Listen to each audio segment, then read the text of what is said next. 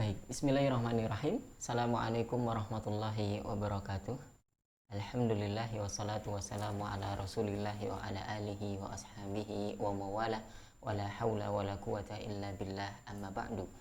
Bapak Ibu yang dirahmati Allah Subhanahu wa taala, alhamdulillah bisa bertemu lagi dengan saya Wildan Jauhari di Sekolah Fikih Live. Kali ini di hari Rabu ba'da subuh kita ngaji lagi ilmu Al-Qur'an dan tafsir. Nah, insyaallah pada pagi hari ini Sekolah Fikih Live mata kuliah ilmu Al-Qur'an dan tafsir akan mengangkat tema tafsir Kementerian Agama. Sudah ada guru kita, Ustadz Ahmad Sarwat. Assalamualaikum Ustadz. Waalaikumsalam warahmatullahi wabarakatuh. Sudah ketemu hari Rabu lagi nih Ustadz nih. Kita Ya, ngaji tafsir dan Al-Qur'an lagi. Ya. Nah, Bapak Ibu yang dirahmati Allah Subhanahu wa taala, dari mana Anda menyaksikan tayangan ini lewat platform manapun, baik lewat di aplikasi Zoom kita atau di Facebook atau juga di YouTube, Bapak Ibu nanti bisa mengirimkan pertanyaannya seputar tema yang kita angkat pada pagi hari ini untuk bisa kita diskusikan bersama begitu. Baik Ustadz, tafsir Kemenak, Bapak Ibu ya, bisa juga menyaksikan PDF-nya di layar kaca kita bersama. Saya berikan kesempatan kepada Ustadz Ahmad Sarwat untuk memberikan mukaddimahnya ini Ustadz, tentang tafsir Kemenak. Baik, bismillahirrahmanirrahim. Assalamualaikum warahmatullahi wabarakatuh. Alhamdulillah wassalatu wassalamu ala rasulillah amma ba'du. Hadirin Bapak Ibu jamaah sekalian yang dirahmati Allah di mana saja berada, di platform manapun. Wah, kita menyapanya begitu ya, dengan platform manapun, baik di Zoom, di Facebook, di YouTube ataupun di mana-mana.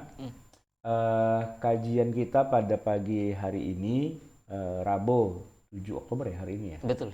2020 membahas tentang salah satu tafsir yang unik kalau menurut saya, yang mana saya menyebutnya dengan istilah tafsir Kemenak, walaupun sebenarnya judulnya bukan tafsir Kemenak sih, judulnya adalah Al-Qur'an dan tafsirnya, itu yang tertulis secara resmi. Penampakannya ada di sini, mungkin bisa dikasih lihat. Ini dari ujung sana itu ya, yang warna biru, terus ini yang warna apa ini, coklat atau merah marun gitu ya. Sama yang dua ini ada penampakannya di sini. Saya mengatakan ini adalah tafsir Kemenak karena memang yang mengkoordinir atau yang yang mempunyai proyek besarnya adalah Kementerian Agama Republik Indonesia sejak tahun 72 dan baru terbit belum lama ini karena prosesnya memang cukup panjang. Dan kok baru tahu ya ada gitu, sama saya juga baru tahu juga karena memang nanti kita jelaskan kenapanya dan seterusnya. Tapi yang menarik begini, yang sering saya katakan bahwa kebanyakan kitab tafsir itu yang kita kenal ya sebagai orang Indonesia, yang orang ajam atau bukan Arab, problematika kita dalam kitab tafsir itu adalah kita tidak menguasai bahasa Arab, padahal kebanyakan ulama itu ketika menulis kitab tafsir, mulai dari zaman abad-abad pertama ada kitab tafsir ya, sebutlah misalnya dari zamannya At-Tabari gitu, terus setiap kurun tuh selalu ada tafsir-tafsir terbaru gitu ya, itu semua ditulis dalam bahasa Arab. Ya kan? Nah, kita permasalahannya di dunia sekarang jumlah umat Islam itu 1,6 miliar, tapi yang menggunakan bahasa Arab dalam kehidupan sehari-hari ya hanya bangsa Arab saja itu cuma sekitar 300 jutaan. Dari 1,6 miliar kok yang bisa bahasa Arab cuma 300 juta, berarti yang 1,3 miliar itu nggak ngerti bahasa Arab. Jadi apalah gunanya kemudian kitab-kitab itu ditulis oleh para ulama kalau kan jadi dua nih kendalanya. Pertama kendala bahasa, yang kedua kendala ilmunya, ya kan? Nggak mungkin bisa menguasai ilmunya kalau nggak ada gurunya, begitu kan? Tapi lebih parah lagi, nggak mungkin bisa menguasai ilmunya kalau bahasanya pun sudah tidak nyambung. Nah, problematika itu terjawabnya begini. Pertama lewat terjemah. Kitab-kitab tafsir dalam bahasa itu diterjemahkan, walaupun terjemahan itu juga menyisakan sedikit masalah, yaitu ya kendala penerjemahan. Belum semuanya diterjemahkan, satu. Yang kedua, kualitas penerjemahan itu memang ya mungkin nggak terlalu terasa ya kalau masyarakat yang tidak ngerti bahasa Arab, orang dia nggak ngerti kok aslinya. Tapi buat kita-kita yang sudah bisa bahasa Arab, Nah, ini yang bermasalah. Kenapa? Karena kita baca teks aslinya tuh kita pahamnya begini, tapi begitu kita baca versi terjemahannya, ternyata pemahamannya begitu. Antara begini dengan begitu. Wah, itu susah sekali itu, ribet sekali masalahnya gitu kan. Jadi menurunkanlah istilahnya setidaknya kadar kualitas dari kitab-kitab tafsir berbahasa Arab yang diterjemahkan itu. Ini memang problem besar. Maka solusi yang selalu saya dengung-dengungkan di mana-mana buat kita orang Indonesia, ya bacalah tafsir yang ditulis disusun oleh para ulama tafsir, ulama Al-Quran yang beliau-beliau itu orang Indonesia. Sehingga ketika menulisnya dari awal itu sudah redaksinya sudah redaksi bahasa Indonesia. Dan kira-kira atmosfer pembicaraannya juga sejalan dengan atmosfer kita begitu. Itu lebih apa ya, lebih selamat dan lebih beruntung begitu. Dan kita punya yang besar ya, yang besar yang tahlili yang 30 juz gitu, mulai sejak dari zamannya tafsir Buya Hamka, tafsir Al-Azhar. Kemudian juga kita punya tafsirnya Buya Profesor Quraisy Shihab, ya, tafsir Al-Misbah. Dan satu lagi, ini dia tafsirnya. Tafsir yang disusun oleh tim ulama. Jadi bukan cuma satu atau dua orang saja. Kalau Jalalain kan berdua ya, Suyuti gitu ya. Nah, kemudian kalau yang ini bukan cuma berdua, tapi bersama-sama tim dari generasi ke generasi karena kabinet itu ganti-ganti dan kemudian timnya juga disempurnakan lagi. Akhirnya jadilah sebuah karya tafsir yang lumayan tebal. Itu kalau yang ini yang warna merah marun ini ya, ini 11 jilid. 11 jilid. Ini tebal dan luar biasa lengkap, 30 juz gitu sebenarnya. Hanya saja problematikanya, kok kita nggak tahu ya? Oh, tenang. Saya aja juga baru tahu, begitu kira-kira. Baik, Ustaz. Problem terbesar kita kalau ingin belajar tafsir itu ya bahasa tadi itu. Ya. Kalau soal penerjemahan kita sudah juga angkat menjadi judul tersendiri, Ustaz ya. Bahwa tantangan terbesar memahami Al-Quran hari ini adalah soal penerjemahannya, begitu. Itu yang menjadi masalah. Ya. Baik. Ada banyak tafsir ulama asli Indonesia yang kita rekomendasikan. Tadi sudah disebutkan salah satunya tafsir Kemenak ini. Kita menyebutnya tafsir Kemenak saja. Biar gampang. Nah, karena kalau judul resminya kan Al-Quran dan tafsirnya. Ini juga terlalu polos-polos banget gitu. Kalau Buya Hamka kan kasih nama domain yang jelas ya, Al-Azhar. Pak Quraisy kasih nama Al-Misbah. Nah, kalau ini bukan Al-Depag gitu, bukan kan, tapi Al-Quran dan tafsirnya. Jadi namanya terlalu istilahnya ya, terlalu biasa-biasa saja.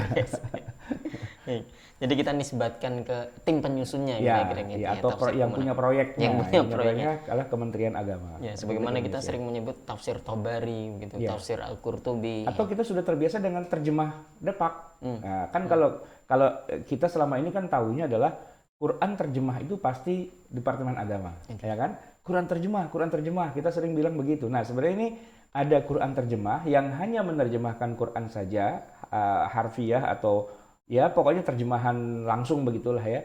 Tapi ada kemudian yang namanya tafsir. Tafsir itu bukan terjemah, tafsir itu lebih panjang. Satu ayat bisa dijelaskan sampai 5-10 halaman panjang, diuraikan satu persatu, asbabun nuzulnya, munasabah, dan seterusnya. Baik, insya Allah pagi ini kita akan bedah nih tafsir Kemenak ini. Ya. Siapa saja yang menyusunnya, kemudian bagaimana sejarah penulisannya, corak tafsirnya itu termasuk yang mana. Kita sudah belajar tentang corak tafsir, sistematika tafsir, itu nanti masuk yang mana nih tafsir Kemenak ini. Nah, insya Allah Bapak Ibu silakan pantengin terus layar HP-nya. Kita akan baca bersama buku PDF yang sudah disusun atau ditulis oleh Ustadz Ahmad Sarwat. Ada 3 poin besar yang insya Allah akan kita bahas pada pagi hari ini, Ustaz. Soal pertama atau poin A itu profil tafsir Kemenak Republik Indonesia. Kemudian nanti di poin B sejarah penulisannya. Karena dia cukup unik ya.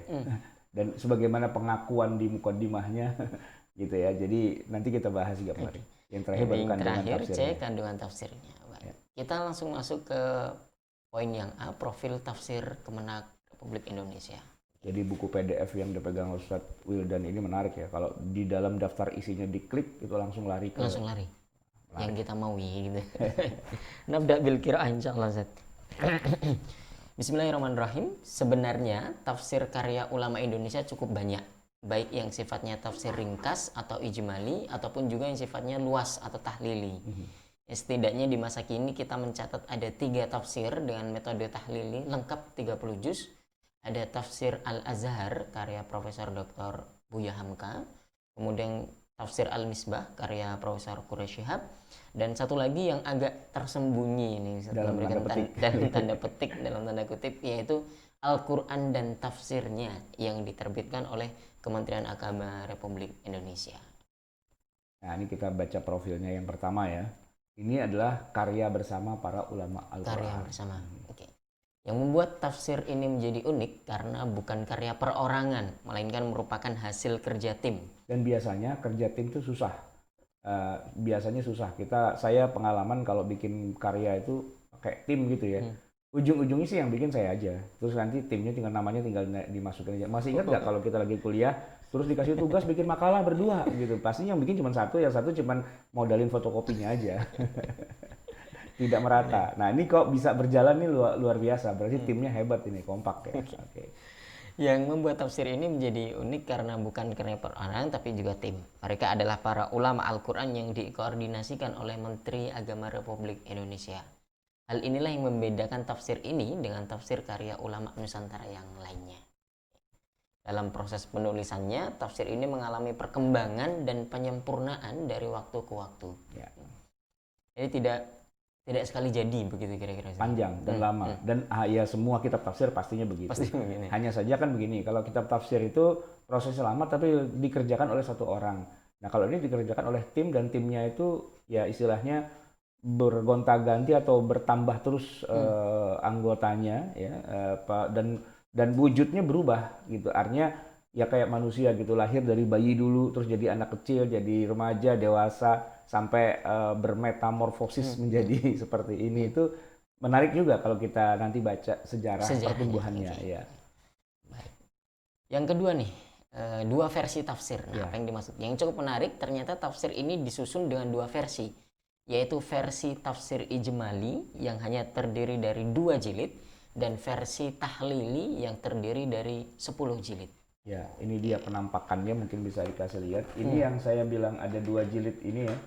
Nah, ini adalah tafsir yang sifatnya ijmali atau dia sih menyebutnya dengan istilah tafsir ringkas. Oke. Ini 2 jilid tebal. Tebal. 2 jilid tebal.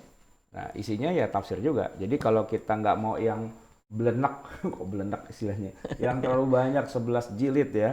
Nah, maka pakai yang ini. Ini dibagi jadi 2 jilid. Nah, judulnya apa itu? Judulnya ditulis di situ. Tafsir Al-Wajiz lil Qur'anil Karim. Ya, ini terbitkan Kemenak ya. Lajnah Pentasihan Mushaf Al-Quran, Badan Litbang dan Diklat Kementerian Agama Republik Indonesia. Kita punya ini. Tapi, nah ada tapinya. Ini diperjualbelikan nggak? Ini kayaknya diperjualbelikan ya. Cuman kita jarang lihat ya. Nah, tidak ada tulisannya sih di sini. Tapi diterjemahkannya adalah menjadi tafsir ringkas. Tafsir ringkas. Ringkasnya 2 jilid. Ini ringkasnya. Nah, begitu. Ini adalah versi yang mungkin begini. Saya membaca logikanya adalah, kalau yang setebal ini kan mahal dan terlalu belenak tadi saya bilang karena terlalu banyak. Mungkin orang-orang banyak yang butuh tafsir yang nggak harus terlalu panjang lebar gitu, seperti Mafatihul Ghaibnya Fakhruddin Ar-Razi itu kan, orang sampai menyindirnya kullu syai'in maujudun illa tafsir begitu kan, sampai dibilang begitu. Saking iri aja sih sebenarnya yang bilang begitu. Maka dibuatlah tafsir yang agak ringkas, yang ya kalau mau tahu itu ya nggak usah baca terlalu panjang, cukup ini aja lah ikhlas. Itu segini 15 juz, itu 15 juz dah cukup lah tafsir ringkas. Sudah dibuatkan versi ringkasnya atau yang sifatnya ya agak-agak ijmali begitu ya. Tapi menarik ya, itu adalah solusi juga ya. Ini pemikiran yang solutif nih ternyata ini.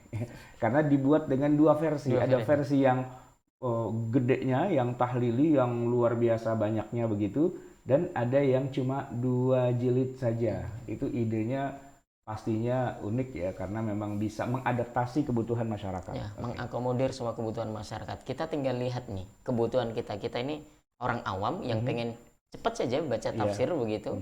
Pilihan yang tepat tafsir ringkas. Tidak perlu yang 11 jilid, nggak selesai ngajinya. Atau misalnya mau bikin pengajian yang seminggu sekali atau sebulan sekali. Nah, kalau baca tafsir yang segini nih sampai tua, sampai punya anak, sampai punya generasi cucunya belum selesai-selesai. Sampai juz amma tuh udah 7 turunan gitu kan, nggak selesai-selesai. Tapi kalau pakai yang ringkas, kalau buat pengajian gitu ya seminggu sekali, ya insya Allah beberapa tahun lah gitu, itu mungkin selesai dibaca karena ringkas gitu ya. Coba aja jajalin pakai kitab Al-Misbah gitu atau pakai Al-Azhar itu dijadikan sebagai pegangan, udah gitu ngajinya sebulan sekali gitu kan. Ya, nanti begitu puasa libur, terus ada apa lagi libur dan sebagainya. Ya akhirnya nggak akan selesai dibaca itu karena terlalu tebal ya. Oke, itu keunikan lain dari Ya. tafsir Kemenak ini. Ya. Dua versi, ada yang ringkas, ada yang tahlili. Ya. Oke. Kemudian ketiga, tidak banyak yang tahu nih. Nah, yang menarik dari tafsir yang ketiga, yang poin ketiganya gitu ya, adalah keberadaannya yang jarang-jarang orang tahu. Ya. Hal itu mengingat tafsir ini memang tidak diperjualbelikan secara bebas, sehingga kita tidak akan menemukannya dijual ya di toko kitab atau di pasaran seperti biasa begitu. Ya, hanya segelintir kalangan saja yang memilikinya. Ustadz Wildan ini termasuk ahli kitab ini. Maksudnya kalau kitab-kitab bahasa Arab atau buku-buku bahasa Indonesia, saya tanya kepada Ustadz Wildan, ada buku tentang ini nggak, tentang itu nggak? Pasti dijawab ada ini karena banyak link ya. Istilah kata ya palu gada, apa lu mau gua ada. Tentang buku, oke lah cari Ustadz Wildan. Tapi begitu saya tanya ada tafsir Kemenak nggak? Apa itu tafsir Kemenak? Nah gitu kan. Nah jadi artinya dia tidak pernah dipromosikan karena juga tidak diperjualbelikan. Nah ini yang menarik ya. Nah, jadi ini menjadi ciri kalau saya bilang dia tidak terlalu terkenal. Ada bagus, hebat, canggih, luar biasa, tapi nggak ada yang kenal. Itu kenapa kok bisa begitu? Silakan dibaca. Nah, Ustadz Ahmad sendiri begitu ya, penulis sendiri awalnya juga tidak memilikinya, kecuali setelah mengajukan permintaan ke pihak Kementerian Agama dengan melampirkan surat permohonan. Ya, itu pun atas informasi dari beberapa kalangan yang menyarankan hal itu. Gimana ceritanya ini, Ustadz? Ya kan kita kajian sekolah fikih live ini kan, kita membahas kitab tafsir dari zaman ke zaman, lalu sampai kepada tema tafsir karya ulama Nusantara. Nah, setiap kali kita mau tampil ini kan saya pasti menulis kan, bikin makalah, bikin apa dan sebagainya. Lalu pertanyaannya, tafsir yang karya ulama Indonesia itu apa saja? Kan gitu ya, sudah banyak kita bahas. Tapi kebanyakan kan tafsirnya ijmali yang kecil-kecil kayak Al-Ibris, kayak apa yang Nawawi Bantani itu dan sebagainya. Kita udah bahas itu semua kan gitu. Tapi giliran karya yang agak besar gitu, nah kita kan agak sedikit berhenti nih. Selain Al-Misbah, selain Al-Azhar, adakah karya tafsir lain di Indonesia yang selevel begitu? Nah, jawabannya ada. Ya setelah saya searching, saya lakukan penelusuran literatur dan sebagainya ada. Nah, cuman disebut-sebut tafsir Kemenak. Saya bilang sebentar, kalau Kemenak itu bukan tafsir deh, seingat saya, tapi terjemah. Nah, gitu kan. Nah, karena saya kenal dengan banyak teman-teman yang memang mereka ya kuliahnya bareng-bareng, belajar ilmu Al-Quran dan tafsirnya bareng-bareng, lalu ada yang bilang, ya enggak, terjemah ada, tapi tafsir ada juga. Oh ya? Wah, saya kaget. Ada ya ternyata, ada. Nah, kemudian ditunjukkanlah. Oh, ternyata yang ditunjukkan adalah tafsir maudhu'i. Kita sudah bahas juga tafsir yang science itu atau tafsir yang maudhu'i itu. Saya bilang kalau yang itu saya sudah punya, saya sudah semua. Enggak, dia bilang ada yang betul-betul tafsir dalam arti yang sungguhnya membahas 30 juz Al-Quran, yaitu disebut dengan tafsir Kemenak, gitu kan? Kita sudah bahas juga di sini, tapi waktu itu penampakannya tidak ada. Sampai kemudian saya masih ingat Ibu Yuli, Ibu Yuli hadir juga nih hari ini kan? Ustadz, yang ini bukan, gitu ditunjukkan gitu ya. Nah, tafsir dari Universitas Islam Indonesia. Tafsir UII, gitu kan? Nah, saya bilang, oh ya saya tahu ada tafsir itu ya, tafsir UII. Saya mengira awalnya tafsir Kemenak itulah yang kemudian dikasih nama tafsir UII itu. Cuman saya agak curiga, masa sih Kemenak bikin tafsir, tapi ujung-ujungnya yang menerbitkan atau yang menjual lah begitu istilahnya, kenapa jadi Universitas Islam Indonesia? Ada apa? Begitu kan? Maka saya bilang sama Bu Yuli, sayangnya Bu, saya nggak punya tafsirnya. Wah, sama beliau langsung dikirimin. Itu seluruhnya yang koleksi beliau dikirimin ke rumah saya. Lalu langsung saya buka paketnya dan saya baca. Nah, di situ kemudian saya tambah bingung lagi. Kenapa? Karena cerita di mukadimahnya itu mirip persis seperti ceritanya tafsir Kemenak ini. Nah, diawali dari Menteri Agama, bikin begini, terus gitu sampai kemudian saya malah tambah bingung. ini tafsir Kementerian Agama yang sesungguhnya kah? Yang ya maksudnya yang tafsir Kementerian Agama berubah jadi tafsir UII ataukah ini tafsir yang berbeda lagi? Gitu kan? Ya baiklah, saya punya banyak teman, saya punya guru, punya ustadz dan sebagainya, beberapa dokter, saya masih punya grupnya, saya tanya, tafsir Kemenak itu, pertanyaan saya polos-polos aja, apakah tafsir UII atau bukan? Gitu. Dokter Ali Nurdin bilang, bukan Ustadz, itu UI ya UII katanya. Oke, terus Kemenak ya Kemenak. Terus dia potretin punya dia yang warna ini. Oke. Gitu. Wah, ada ternyata. Ada Ustadz. Beli di mana? Nah itu dia. Ini tidak diperjualbelikan. Loh, kenapa kitab ini jadi kitab rahasia negara? Jadi kitab dokumen yang tidak diperjualbelikan dan memang ditulis di sini kan? Nah, coba Ustadz Wildan bisa baca di bawahnya itu. Al-Quran dan Tafsirnya, Jilid 1, Juz 1, 2, 3, Kementerian Agama Republik Indonesia tahun 2012 tidak diperjualbelikan. Tidak diperjualbelikan. Waduh, kalau begitu kalau tidak diperjualbelikan berarti gimana cara dapatnya? Nah, itu hanya orang khusus Ustadz katanya yang bisa. Wah berarti antum orang khusus dong. Wah dia ketawa kan gitu, emetikuannya hahaha gitu kan. Enggak, saya bilang begini, gini deh, saya pinjem punya antum deh. Saya pinjem punya antum, saya fotokopi boleh nggak gitu. Ah, nggak usah fotokopi, Ustadz. Antum hubungi aja Dr. Mukhlis Hanafi. Kan antum kenal, gitu kan? Iya, kenapa? Minta saja, karena itu adanya di Lajnah, gitu. Semoga masih ada stoknya. Udah, saya telepon Dr. Mukhlis Hanafi. Beliau bilang, ada. Kalau antum mau, antum ajukan surat. Oke, cuman surat doang. Apa nih modalnya kertas gitu kan? Ya sudah, saya buatkan suratnya, permohonan, permintaan. Ustadz Wildan yang berangkat ke LPMG dan pulang sudah bawa 1 dus gitu kan. Nah, unik juga ya, tidak bayar, gratis, dikasih. Tapi saya mikir, apakah semua anggota masyarakat itu bisa juga melakukan hal yang sama? Bawa surat ke sana dan tiba-tiba bawa pulang 1 dus?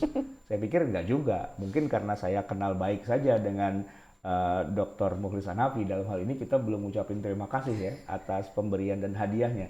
Jadi yang ini nih ada 10 jilid, tambah 1 lagi jilid sebagai muqaddimah. Itu adalah hadiah diberikan kepada Rumah Fikih Indonesia, termasuk yang ini juga ya, yang Al-Wajiznya ini, yang ringkas juga dikasih juga, termasuk terjemah apa segala macam yang terbaru ya, yang versi 2019. Dan semuanya itu balik lagi tidak diperjualbelikan. Jadi saya nggak tahu kenapa logikanya hanya mereka lah dan Tuhannya yang tahu kenapa tidak diperjualbelikan gitu ya. Tapi mungkin bisa kita terusin kajian kita. Oke, itu menariknya. Tidak diperjualbelikan dan hanya kalangan terbatas yang tahu informasinya itu gitu ya. Iya, saya tanya kepada Dr. Anudin, kok antum bisa punya? Wah, saya termasuk di kalangan terbatas itu. Wah, saya mau dong jadi yang terbatas itu. Baik. Oke, ketika mengawali kajian, kita lanjutkan Bapak Ibu membaca PDF-nya. Ketika mengawali kajian ilmu Al-Quran dan tafsir di sekolah fikih, penulis pun belum tahu tentang keberadaan kitab tafsir ini. Baru ketika masuk pembahasan tafsir karya para ulama Nusantara dan melakukan sedikit penelusuran, ya, penulis temukan sedikit jejak keberadaan tafsir ini.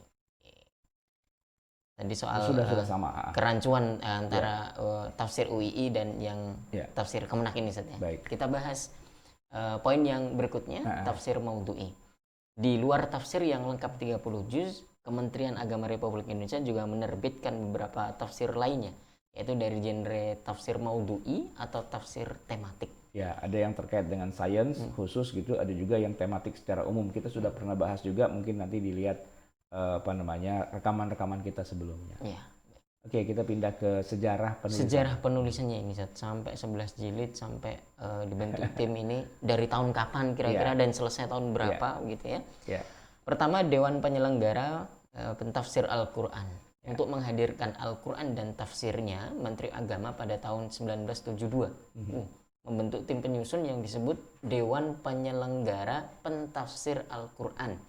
Yang diketuai oleh Profesor Sunaryo dengan keputusan Menteri Agama nomor 90 tahun 1972. Itu KMA itu keputusan Menteri Agama ya? Saya malah baru tahu. Kalau tidak salah. Ya, tahun 72 ya? Tahun 72. Oke. Kemudian disempurnakan dengan KMA nomor 8 tahun 1973 dengan ketua tim Profesor Haji Bustami Abdul Ghani. Ya. Ini baru kerangka struktur organisasinya saja, karyanya belum. Baru keputusan Menteri Agama bahwa kita mau bikin tafsir gitu. Oke. Dari 72 sampai 73 itu timnya gitu. Kemudian tim penyusunnya. Selanjutnya disempurnakan lagi nih dengan keputusan Menteri Agama. Suratnya aja tuh dari awal tuh. Cuma surat-surat aja.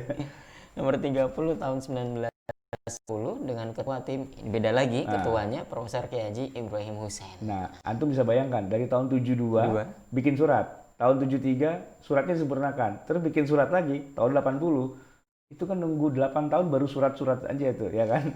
Nah, baru kemudian tahun 80 agak sedikit tergambar tokoh-tokohnya, siapa saja tim yang menjadi mufassirnya atau yang menulisnya. Pertama adalah Kiai Haji Ibrahim Hussein, LML. Saya tanya, antum tahu nggak artinya LML itu? Enggak tahu. Kalau zaman sekarang, istilahnya bukan LML, tapi LC. Tapi di masa itu, lulusan dari Timur Tengah, beliau ini kan dari Ummul Qura, ya kan? Nah, apa namanya, istilahnya dulu masih belum disepakati lah gitu ya, secara sukuti begitu. Ada yang LTH, LC itu dulunya LTH atau LML, tapi akhirnya kemudian menjadi ijma-nya itu menjadi LC begitu kan.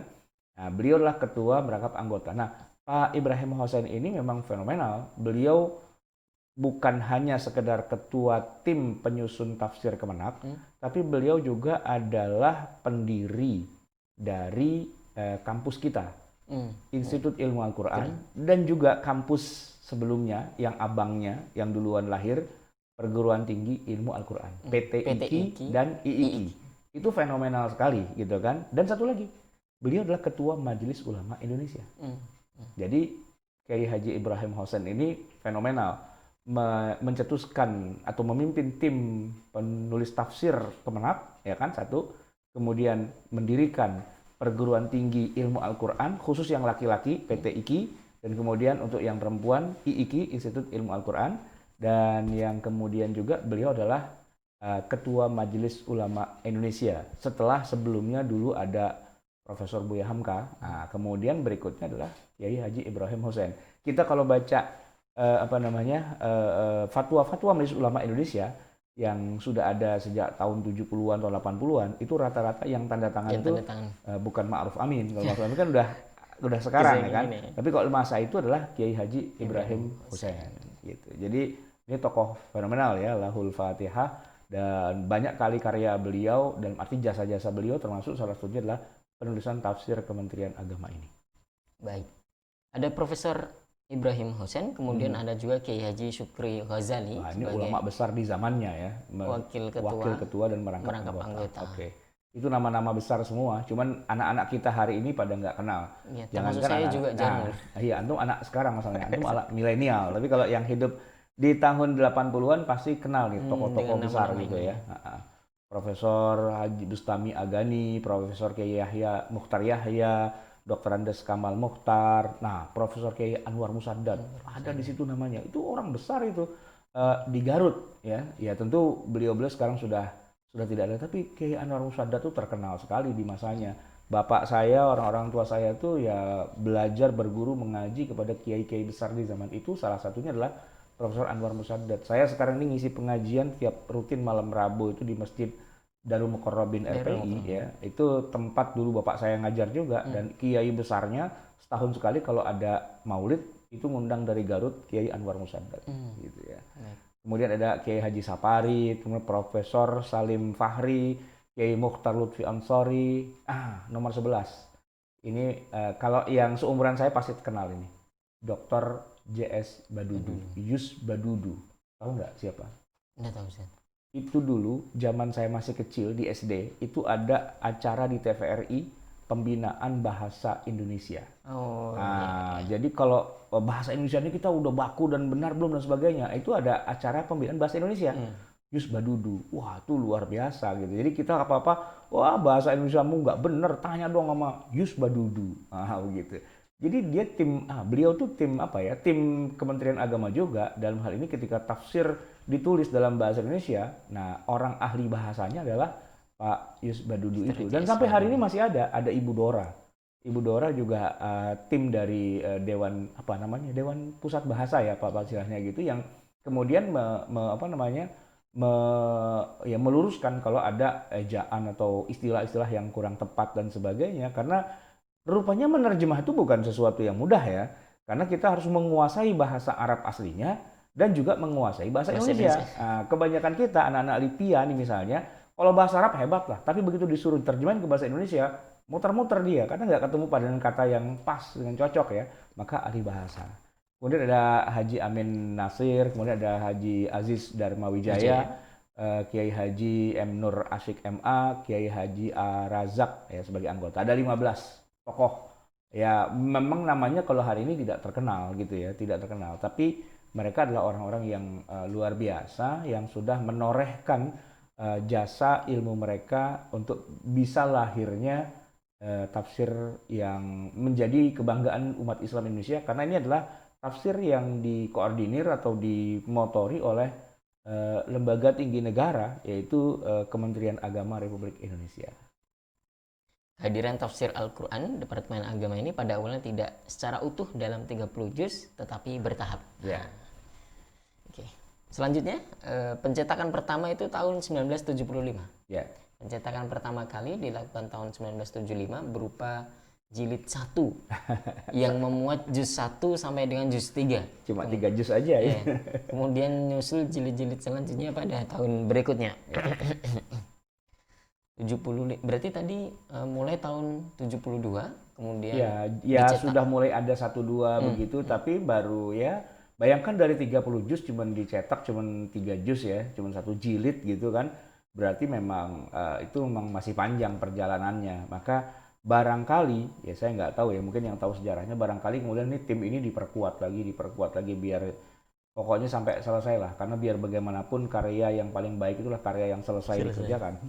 Bukan karya yang ditinggalkan. Gimana? Tinggal tesis. Maksudnya tesis ditinggal. Tesisnya ditinggal. Penyempurnaan oleh LPMK ini, Lembaga Pentashihan Mushaf Al-Quran. Kemudian pada penerbitan berikutnya secara bertahap dilakukan penyempurnaan di sana-sini yang pelaksanaannya dilakukan oleh Lajnah Pentashih Mushaf Al-Quran Badan Lit Bank Agama dan Diklat Keagamaan. Ya. Terus masuk ke era tahun 90. Jadi loncatnya agak jauh juga itu ya kan. Dari tahun 72 pencanangannya sampai 90 ya sudah ada tapi ya tadi itu bermetamorfosis ya, pelan-pelan berubah begitu, bertambah. Perbaikan tafsir yang relatif agak luas pernah dilakukan pada tahun 1990. Tetapi juga tidak mencakup perbaikan yang sifatnya substansial, melainkan lebih banyak pada aspek kebahasaan. Ya. Sungguh pun demikian, tafsir tersebut telah berulang kali dicetak dan diterbitkan oleh pemerintah maupun oleh kalangan penerbit swasta dan mendapat sambutan yang baik dari masyarakat. Ya, jadi memang pernah diterbitkan oleh swasta dan itulah kemudian sebagian kita ada yang punya. Karena memang dulu ada pihak swasta yang menerbitkan dan kemudian ya beredarlah di tengah masyarakat, tapi setelah itu berhenti. Karena apa? Karena bagaimana dia mau menerbitkan kalau ini perbaikannya belum selesai. Ini kan perbaikannya belum selesai, belum paripurna, masih tumbuh dan berkembang terus. Itu kalau secara teori percetakan, wah ini baru kita terbitin hari ini, besok berubah lagi. Nah, itu nggak semua penerbit atau percetakan siap untuk melakukan hal seperti itu pastinya gitu. Baik. Kemudian poin selanjutnya Musyawarah Kerja Ulama Al-Quran tahun 2003. Sudah agak ini masuk era tahun 2000-an. Dari tahun 72 kemudian 2003 itu berapa tahun kemudian? Ya 30 tahun kemudian. 30 tahun kemudian. 30. Masih dalam proses pertumbuhannya. Oke. Dalam upaya menyediakan kebutuhan masyarakat di bidang pemahaman kitab suci Al-Quran, Departemen Agama melakukan upaya penyempurnaan tafsir Al-Quran yang bersifat menyeluruh. Ya, kegiatan tersebut diawali dengan Musyawarah Kerja Ulama Al-Quran pada tanggal 28 sampai dengan 30 April 2003 yang telah menghasilkan rekomendasi perlunya dilakukan penyempurnaan Al-Quran dan tafsirnya oleh Departemen Agama serta merumuskan pedoman penyempurnaan tafsir yang kemudian menjadi acuan kerja tim tafsir dalam melakukan tugas-tugasnya. termasuk juga jadwal Nah, penyelesaiannya. itu dia, yang penting jadwal penyelesaiannya. Sampai tahun 2003 pun belum selesai begitu Ustaz ya? Artinya masih disempurnakan, masih istilahnya kalau kalau saya nih membahasakannya, kita masih kurang pede dengan isinya itu. Kayaknya kok masih berantakan, masih belum beres. Mau saya sempurnain lagi deh gitu kan. Dan itu memang problematika di mana-mana penulisan buku begitu. Siap nggak siap tuh memang rata-rata semua nggak ada yang siap gitu. Makanya saya menggunakan proses yang saya balik. Yaitu apa? Ini kita bikin sekolah fikih live setiap hari. Saya menulis makalah setiap hari, menulis PDF ini. Pasti jamaah sekalian melihat, seringkali saya typo, seringkali saya keliru, seringkali saya salah, gitu kan? Ya nggak apa-apa. Yang penting bikin dulu, tampilkan dulu, dan kalau udah ditampilkan itu ada salah dan sebagainya, itu jadi koreksi, gitu kan? Ketimbang tidak ditampilkan dan kemudian akhirnya cuma karena saking rapinya naruh di harddisk, akhirnya harddisknya kehapus dan hilang, gitu. Dan itu sering kejadian, yaitu muskilah kubro ya bagi para penulis, gitu. Oleh karena itu saya kalau menulis sekarang tulis aja dulu, tampilkan aja dulu bahwa itu masih salah-salah dan sebagainya, ya bilang itu masih dalam apa namanya proses penyelesaian gitu ya. Tapi tampilkan. Hanya saja masalahnya adalah kalau cetakan berjilid-jilid ini kalau dicetak langsung banyak dan bleks gitu misalnya, tapi ternyata masih salah-salah, itu kan bermasalah. Iya, Oleh karena itu saya jadi bisa memahami logikanya. Mungkin kenapa tidak belikan dengan jumlah yang masif yang banyak dan sebagainya dengan tingkat harga yang menarik. Kan kalau dicetak lebih banyak kan harganya bisa lebih rendah begitu kan. Kenapa tidak seperti itu? Ya karena ini masih proses, belum selesai. Maka dicetak terbatas saja dulu, dibagikan kepada orang terbatas, maksudnya tolong dikoreksi. Mungkin begitu logikanya. Nah, berarti dengan demikian memang dia belum betul-betul secara resmi di launching dalam arti yang ini udah jadi loh produk, jadi masih berupa penyempurnaan. Tapi itu menurut penafsiran saya. Mungkin nanti kita bisa tanya kepada para kiai, para ulama yang terlibat langsung sebagai tim itu kayak gimana. Ini kan kita cuma melihat ar-ru'yah minal kharij gitu. Nanti kapan-kapan kita bisa tanya ar-ru'yah minad dakhil, melihat dari dalam gitu, kayak apa jeroannya atau dalemannya. Sampai tahun 2003 masih disempurnakan. Pertanyaannya aspek apa saja yang disempurnakan itu? Kita juga sudah buat poin-poinnya. Yang pertama aspek bahasanya. Yang dirasakan sudah tidak sesuai lagi dengan perkembangan bahasa Indonesia pada zaman sekarang. Itu problem. Itu problem besar. Iya. Problemnya adalah kita kalau baca karya dalam bahasa Indonesia, rupanya perkembangan bahasa Indonesia itu cepat sekali ya dibandingkan dengan bahasa serumpun Melayu kita atau saudara kita Malaysia dan yang lain-lain. Perkembangan bahasa di Indonesia itu luar biasa. Jadi kalau kita baca koran tahun 80-an, sekarang kita akan terpingkal-pingkal dengan bahasanya.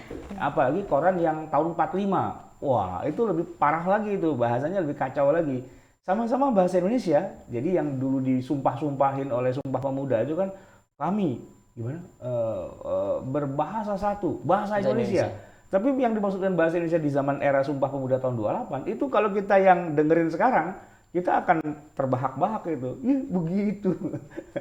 Bukan dari segi ejaannya saja, tapi dari istilah-istilah yang digunakan. Coba kadang-kadang nanti entah gini ya, iseng-iseng coba searching iklan jadul gitu. Itu iklan jadul tahun 80-an, tahun 70-an, apalagi tahun-tahun sebelumnya itu bahasanya jadi kayak buat kita tuh jadi kayak bahasa apa itu? Jadi aneh begitu kan. Nah, tafsir ketika di awal ditulis dari tahun 70-an sampai tahun 2000, kan 30 tahun kemudian, itu bahasanya jadi ini bahasa apa? Bahasa prehistorik yang mana lagi ini gitu kan. Coba deh baca tafsirnya Buya Hamka. Nah, Buya Hamka kan menuliskannya di tahun 60-an gitu kan, terbitnya tahun 70-an begitu. Wah, itu unik tuh bahasanya Buya Hamka. Ya, artinya tidak sebagaimana umumnya terminologi atau narasi-narasi yang kita gunakan di zaman modern. Itu uniknya bahasa Indonesia. Seandainya ditulis dalam bahasa Arab, nggak ketahuan. Karena bahasa Arab itu perubahannya tidak terlalu gradual. Kecuali misalnya bahasa hadis, bahasa Quran di zaman Nabi dan sebagainya, mungkin bahasanya kayak gitu ya. Tapi meskipun demikian, di zaman sekarang pun kalau ada karya kayak gitu, kita nggak terlalu asing gitu. Karena kitab turas itu sudah biasa di kita. Cuman kalau bahasa Indonesia tahun 70-an, dibaca di tahun 2000, itu memang terasa aneh begitu. Makanya Dewan Bahasanya atau bagian kebahasaan itu harus menyesuaikan lagi. Ini jangan-jangan nanti tahun 2040, 2050 harus disempurnakan lagi karena bahasa kita tuh berkembang. Betul. Okay. Ya, kita juga kalau mendengar misalnya video-video jadul katakanlah begitu misalnya, ada pejabat atau presiden yang Iya. zaman dulu begitu, Iya. ketika ngomong itu, ini bahasanya kok hari ini nggak kita kenal lagi tuh. Iya. Ya, misalnya kalau saya lihat video itu ada presiden kita yang kedua tuh, Pak Soeharto gitu ya. Ngomong kan biasanya ada daripada Oh iya. kemerdekaan daripada Indonesia. Iya. Nah, itu si Parto pelawak itu kan menjadikan tuh lucu-lucuan gitu ya kan. Kemudian daripada yang mana daripada, begitu kan. Nah, jadi karena bahasa itu jadi jenaka gitu kalau di kita di zaman sekarang ya kan. Oke. Aspek bahasa selalu berkembang. Itu juga yang menjadi penyempurnaan. Yang kedua, aspek substansi yang berkenaan dengan makna dan kandungan ayatnya. Berarti tafsir itu juga berkembang juga gitu saya. Iya. Maka selalu Ya tentu ada penyempurnaan ya, begitu. tentu kalau kita baca kitab tafsir katakanlah dari At-Tabari pindah ke misalnya ke tafsir Ibnu Katsir, kemudian tafsir Al-Qurtubi dan sebagainya kan juga ya ada yang di sini dijelaskan panjang lebar, di sana cuman ijmali saja, terus di sini dijelaskan apa dari sisi yang lain gitu kan. Nah, itu kan penyempurnaan. Jadi kontennya pun juga mengalami penyempurnaan juga. Ditambah yang nomor 3 itu ya, ada tambahkan lagi munasabah dan asbabun nuzul. Ini juga bagian organ penting juga dalam anatomi kitab tafsir itu kalau bisa dikhususkan pembahasan tentang munasabatu al-ayah. Kita belum lama ini membahas kemarin ya tentang munasabah gitu kan. Dan kalau asbabun nuzul kita sudah bahas cukup lama juga asbabun nuzulnya kayak gimana. Jadi penyempurnaannya mencakup munasabah ditambahkan, kemudian asbabun nuzul juga ditambahkan. Apalagi? Termasuk aspek penyempurnaan hadisnya nih. Ya. Dilengkapi dengan sanad dan rawinya. Ya, karena biasa kalau kitab-kitab tafsir klasik juga kalau yang belum istilahnya belum ditarjih atau belum ditahqiq gitu ya, belum ditahqiq, itu biasanya para ulama dulu menganggap hadis itu semua orang sudah tahu lah. Dia tidak perlu menuliskan hadis itu dengan rawahu siapa, dengan tahqiqan yang dalam gitu, nggak perlu, dianggap semua orang sudah, dan memang bukan itu target dan tujuannya, poinnya. Jadi nggak usah kemana-mana. Tapi ketika dalam proyek pentahkikan kitab-kitab Turos itu semua hadisnya kan harus ditahkik. Nah, ini tafsir Kemenak ini kemudian hadisnya pun ditahkik juga. Jadi ini pekerjaan yang memang ya nambah kerjaan, tapi ya memang bagusnya harus begitu sebenarnya. Supaya kita bisa merujuk ke kitab-kitab induk hadisnya langsung. Termasuk juga nomor 5, aspek transliterasi yang mengacu kepada pedoman transliterasi Arab Latin berdasarkan SKB 2 Menteri Surat Keputusan Bersama kalau tidak salah tahun 1987. Ya. Transliterasi ini memang setiap orang menulis semaunya dan punya selingkung sendiri istilahnya gitu ya. Yang mana kita kalau di dunia kampus gitu kan ada pedoman transliterasi itu yang mana huruf-huruf itu jadi agak susah buat kita karena tidak ada di keyboard ini. Kalau huruf A panjang, ini huruf A-nya di atasnya harus ada komanya gitu kan. Ada teman saya yang udah tulis biasa aja, nanti komanya saya pakai pulpen aja. Karena dia nggak ketemu bagaimana pedoman transliterasi. Ini maksudnya bagus, tapi kadang-kadang juga menyulitkan. Terus terang aja ya, saya agak-agak sedikit kesal juga kalau harus menulis pakai pedoman transliterasi yang tidak populer gitu malah gitu ya. Tapi ya begitulah, di sini pedoman transliterasinya karena ini resmi punya Kementerian Agama ya akhirnya ditulis juga begitu. Yang kemarin ada sebagian orang kasih komen ke saya setelah dia download versi digitalnya, "Ustaz, ini banyak salah cetak," katanya gitu. "Masa sih?" Tapi enggak, sorry katanya. Ternyata pedoman transliterasinya ada dan memang kayak gitu ternyata, dan buat kita ini kita anggap ini salah cetak ini. Lalu dari dulunya juga seperti itu sudah. Iya. Kemudian poin ke-6 dilengkapi dengan kajian ayat-ayat kauniyah yang dilakukan oleh tim pakar Lembaga Ilmu Pengetahuan Indonesia atau LIPI. Wah, ini menarik ini ya.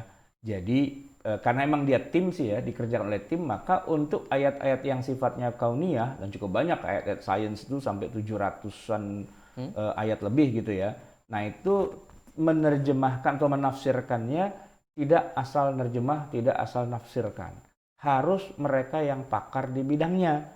Nah, dalam hal ini di Indonesia, ya Lembaga Ilmu Pengetahuan Indonesia itu banyak sekali juga ikut dilibatkan untuk membahas kajian-kajian yang sifatnya scientific gitu ya. Jadi unsur tafsir saintifiknya itu cukup dapat porsi yang wajar lah gitu ya, yang standar, karena yang menangani memang tim yang memang mereka adalah ahli sains, yaitu dari Lembaga Ilmu Pengetahuan Indonesia atau LIPI.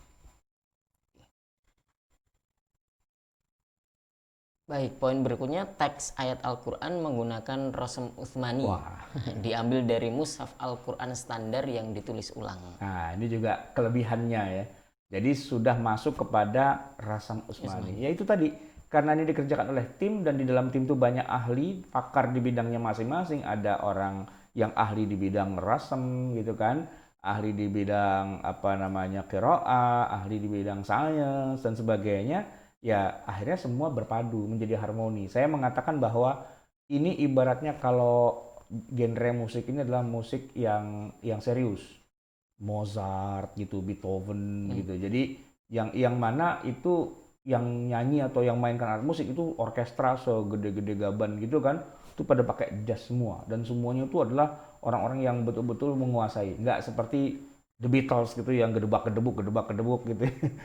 Ini musik yang istilahnya musik yang serius gitu kan. Nah, ibaratnya karya, ini karya yang serius nih, bukan asal yang penting mencurahkan isi hati, curhat-curhat gitu saja, tapi aspek kebahasaannya difikirkan, aspek sainsnya difikirkan, aspek, nah itu tadi ya, aspek apa namanya, rasam Ya, usmaninya Rasm pun Utsmani. juga itu diatur. Oleh karena itulah kalau nanti ada yang mau mencetak, itu harus ditafsir ulang gitu, ya kan?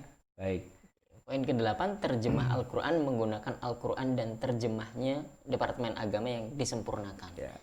Ini jadi problem tersendiri juga karena harus setiap beberapa tahun itu ada revisi ulang begitu misalnya soal terjemah. Ya, ini kita sudah yang ketiga kalinya Ketiga sejak kali ada penerjemahan ya, terakhir tahun 2019 kemarin 2019. Pak Menteri Agama Lukman Hakim itu meluncurkan ya versi apa ya istilahnya, bukan penyempurnaan sih, penyesuaian. Beliau dalam sambutannya waktu kita di Bandung itu bilang ini bukan penyempurnaan. Kalau dibilang penyempurnaan berarti yang kemarin nggak sempurna. Belum, nggak juga sih. Ini penyesuaian. Disesuaikan karena bahasa berkembang, apa semua berkembang. Kita sesuaikan dengan realitas zamannya, begitu. Bukan berarti yang kemarin itu salah, tapi yang kemarin itu sesuai dengan zamannya. Tapi kalau yang kemarin dibawa ke sekarang, ini kurang sesuai, maka kita selaraskan. Nah, gitu kita sesuaikan. Ya itu memang terjadi seperti itu dan itu unik ya. Jadi terjemahnya sama dengan terjemah yang versi Kementerian Agama juga, itu sama persis. Sebab nanti terjemah itu bisa jadi setiap orang beda-beda. Mahmud Yunus, Abe Yasin, Pak Quraisy misalnya, itu masing-masing ketika menerjemahkan Quran itu beda-beda.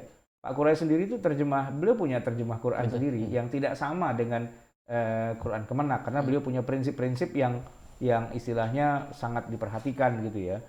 Mengingat misalnya ada tanda-tanda baca atau mungkin ada huruf-huruf tertentu, huruf wawu yang oleh sebagian ulama itu dibuang, tapi oleh beliau itu dijadikan sebagai dasar. Nggak bisa, wawu itu nggak bisa dihilangkan begitu saja, itu ada gunanya wawu itu. Ada wawul atof, ada wawul ma'iyah, ada wawu apa dan sebagainya. Nah itu harus muncul di dalam terjemah dengan narasi yang jelas gitu, sehingga kalau ada wawunya terjemahnya begini, kalau tidak ada wawunya terjemahnya jadi begitu. Nah kalau di Kemenak kan mungkin itu tidak terlalu jadi masalah banget gitu ya, karena terjemahnya lebih kepada terjemah tafsiriyah begitu, bukan terjemah harfiah. Ya. Poin selanjutnya termasuk juga bagian penyempurnaannya itu dilengkapi dengan kosakata yang fungsinya menjelaskan makna lafal tertentu yang terdapat dalam kelompok ayat yang ditafsirkan. Ya. Makna mufrodat ini berarti. Ya. Kemudian poin 10, pada bagian akhir setiap jilid itu diberi indeks. Tentu Daftar saja isi. untuk ya memudahkan kita untuk mencarinya dan menelitinya. Di poin yang 11 diupayakan membedakan karakteristik penulisan teks Arab antara kelompok ayat yang ditafsirkan, ayat-ayat pendukung dan penulisan hadis. Fontnya itu tidak sama. Jadi kalau font ayat Quran yang sedang kita tafsirkan, fontnya begini. Tapi nanti ada font untuk misalnya ayat pendukung, ayat lain, ayat juga tapi pendukung, bukan ayat yang sedang ditafsirkan. Oh, fontnya beda lagi. Nanti kalau buat nulis hadis, teks fontnya itu bahasa Arab beda lagi, biar tidak rancu dalam memahami. Dan itu saya kira semua penerbit atau penulis atau editor itu tahu hal-hal kayak gitu untuk bisa jangan sampai terjadi kerancuan gitu ya. Dan itu pekerjaan yang nggak mudah memang. Ya. Oke. Setuju. Kita bahas poin yang ketujuh soal tindak lanjutnya. Sebagai tindak lanjut musyawarah kerja ulama Al-Quran tersebut, Menteri Agama telah membentuk tim dengan keputusan Menteri Agama Republik Indonesia nomor 280 tahun 2003. Dan kemudian ada penyertaan dari LIPI yang susunannya, nah ini bisa kita baca bersama. Ya. Pertama ada Profesor Dr. Haji M. Ato Muzhar ya sebagai pengarah, kemudian ada Dr. Andes Haji Fadal Al-Bafadal, AR Bafadal, MSc sebagai pengarah. Kemudian, nah ini dia yang fenomenal, Dr. Kiai Haji Ahsin Sakho Muhammad, MA, ketua merangkap anggota. Ketuanya adalah Pak Ahsin ternyata. Ya ini guru kita bersama di IIKI, beliau adalah rektor Institut Ilmu Al-Quran yang sebelumnya yang sekarang beliau sudah tidak lagi gitu ya, sekarang Ibu Huzaimah. Tapi motor di IIKI bahkan di pesantren Tahasus IIKI itu adalah Pak Ahsin Sakho. Beliau ya guru saya langsung sejak saya kuliah S2, S3, banyaklah memberikan ilmu yang tadinya saya tidak tahu. Jadi luar biasa jasa-jasa beliau ini. Nah, rupanya beliau. Kemudian nomor 4 ada Profesor Kiai Haji Ali Mustafa Ya'qub MA, almarhum al-Mafurlah. Wakilnya merangkap anggota juga. Beliau juga guru saya juga ya. S2 saya di IIKI ya beliau yang ngajar hadis, yang ngajar ilmu Al-Qur'annya Pak Ahsin, yang ngajar hadisnya adalah Pak Ali Mustafa Ya'qub gitu ya. Ya pernah dibentak-bentak juga sama beliau dan ya wajar lah siapapun kenal dengan karakteristik Prof. Ali Mustafa Ya'qub ya. Tapi dengan itu kita jadi akhirnya dibentuk ya sedemikian rupa, diajari banyak hal, dikoreksi banyak hal dan dikenalkan dengan banyak hal begitu ya. Kemudian ada Dr. Andes Haji Muhammad Shahib MA ya sebagai sekretaris merangkap anggota. Kemudian ada Profesor Dr. Haji Rifat Syauqi Nawawi. Ini juga orang besar juga ya. Kemudian ada Profesor Dr. Salman Harun, beliau juga ahli juga. Nah, nomor 8 ini, Dr. Hajjah Faizah Ali Sibro Malisi. Beliau dosen saya juga sekarang ini, yaitu Prodi, ya, Kaprodi, Kepala Bidang Prodi itu program studi Ilmu Al-Quran dan Tafsir di Institut Ilmu Al-Quran. Beliau juga menjadi pembimbing disertasi saya juga, gitu ya. Baik, berikutnya ada Dr. Muslih Abdul Karim. Nah, ini gurunya Ustadz Wildan ini. Beliau dosen tafsir kami di LIPI ya begitu. Tapi hari ini sudah pensiun begitu. Oh, sudah pensiun ya? Oh iya.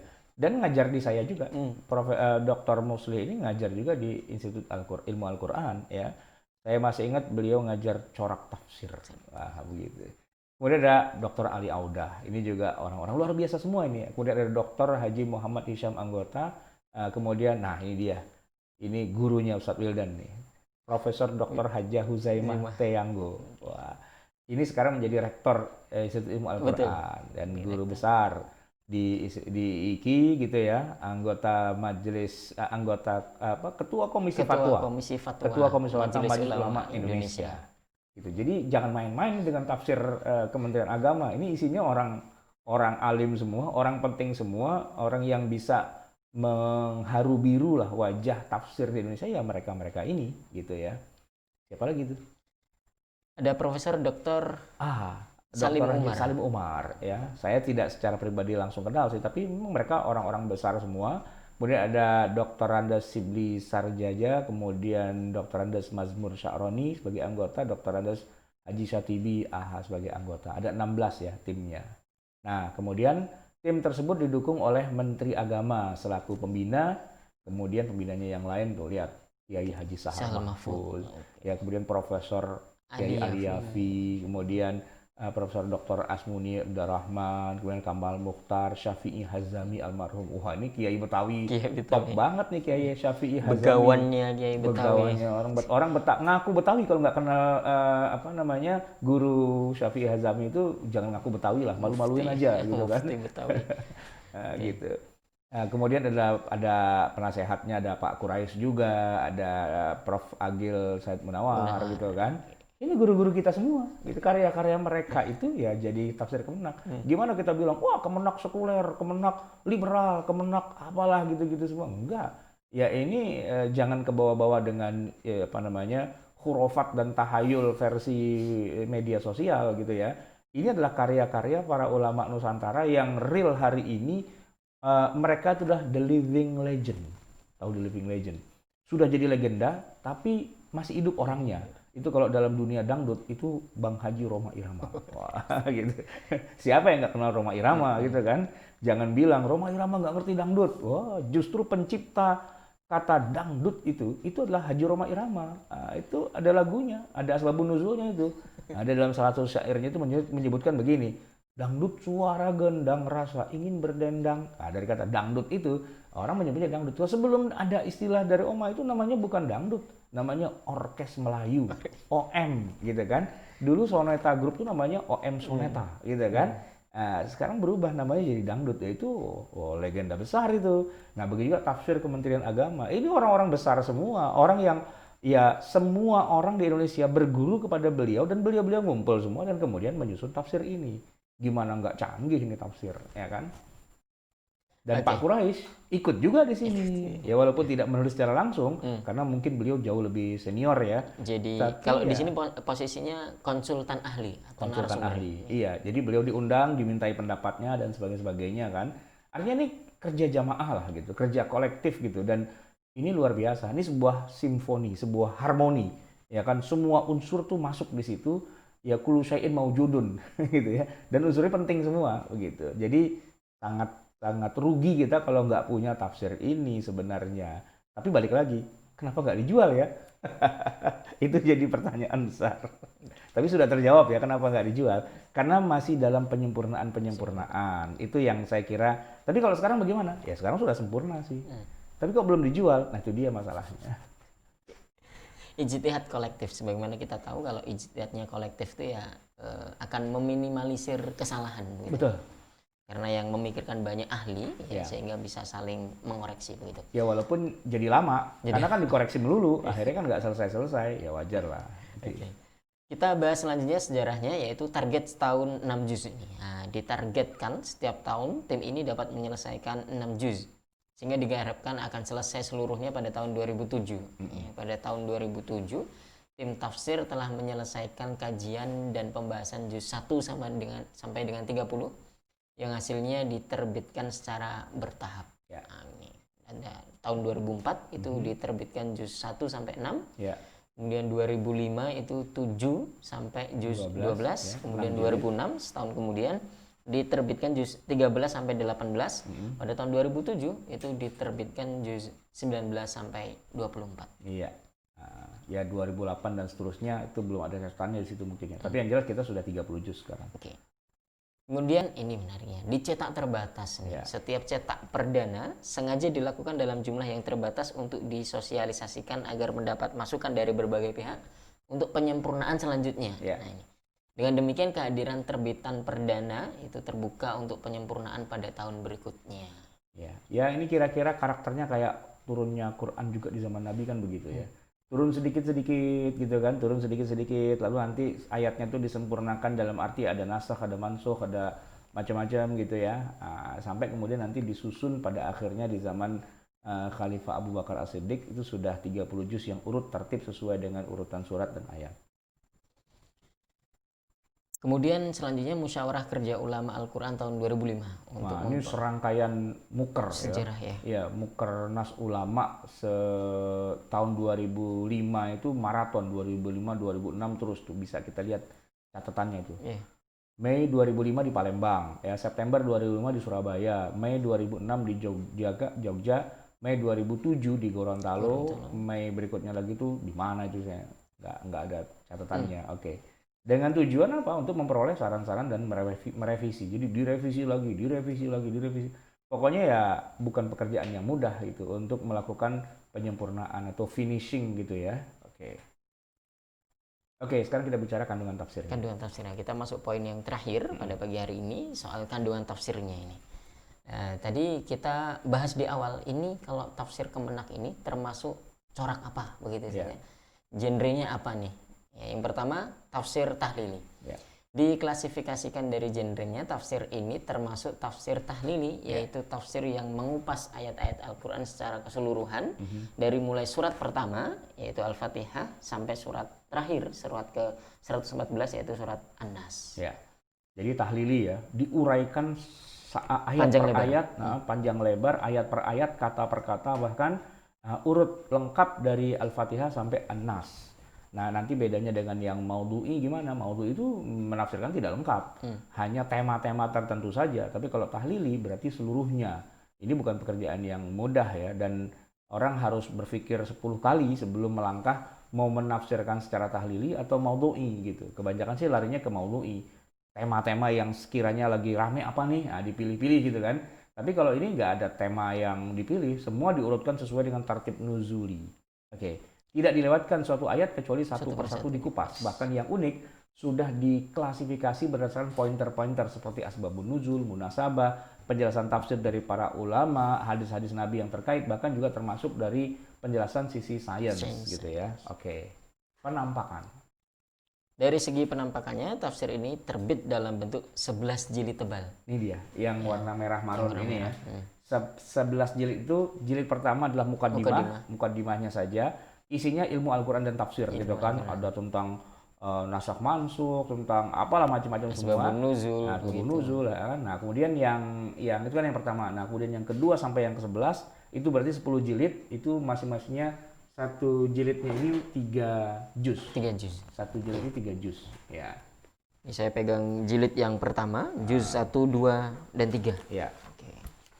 Ini hurufnya rapat sekali. Iya, betul. Hurufnya rapat dan apa istilahnya mungkin bisa dekat padat begini. sekali. Padat gitu ya. Nah, makanya nanti kalau dicetak dengan versi yang agak lebih gede lagi tuh jadi agak lebih tebal gitu ya. 20 jilid bisa lah. Iya. Nah, jadi satu jilid ini 3 juz ya. Ada tulisannya juz 4, 5, dan 6. Ya, ini jilid kedua. Nah, sampai nanti jilid yang terakhir juz itu juz yang terakhir itu 10.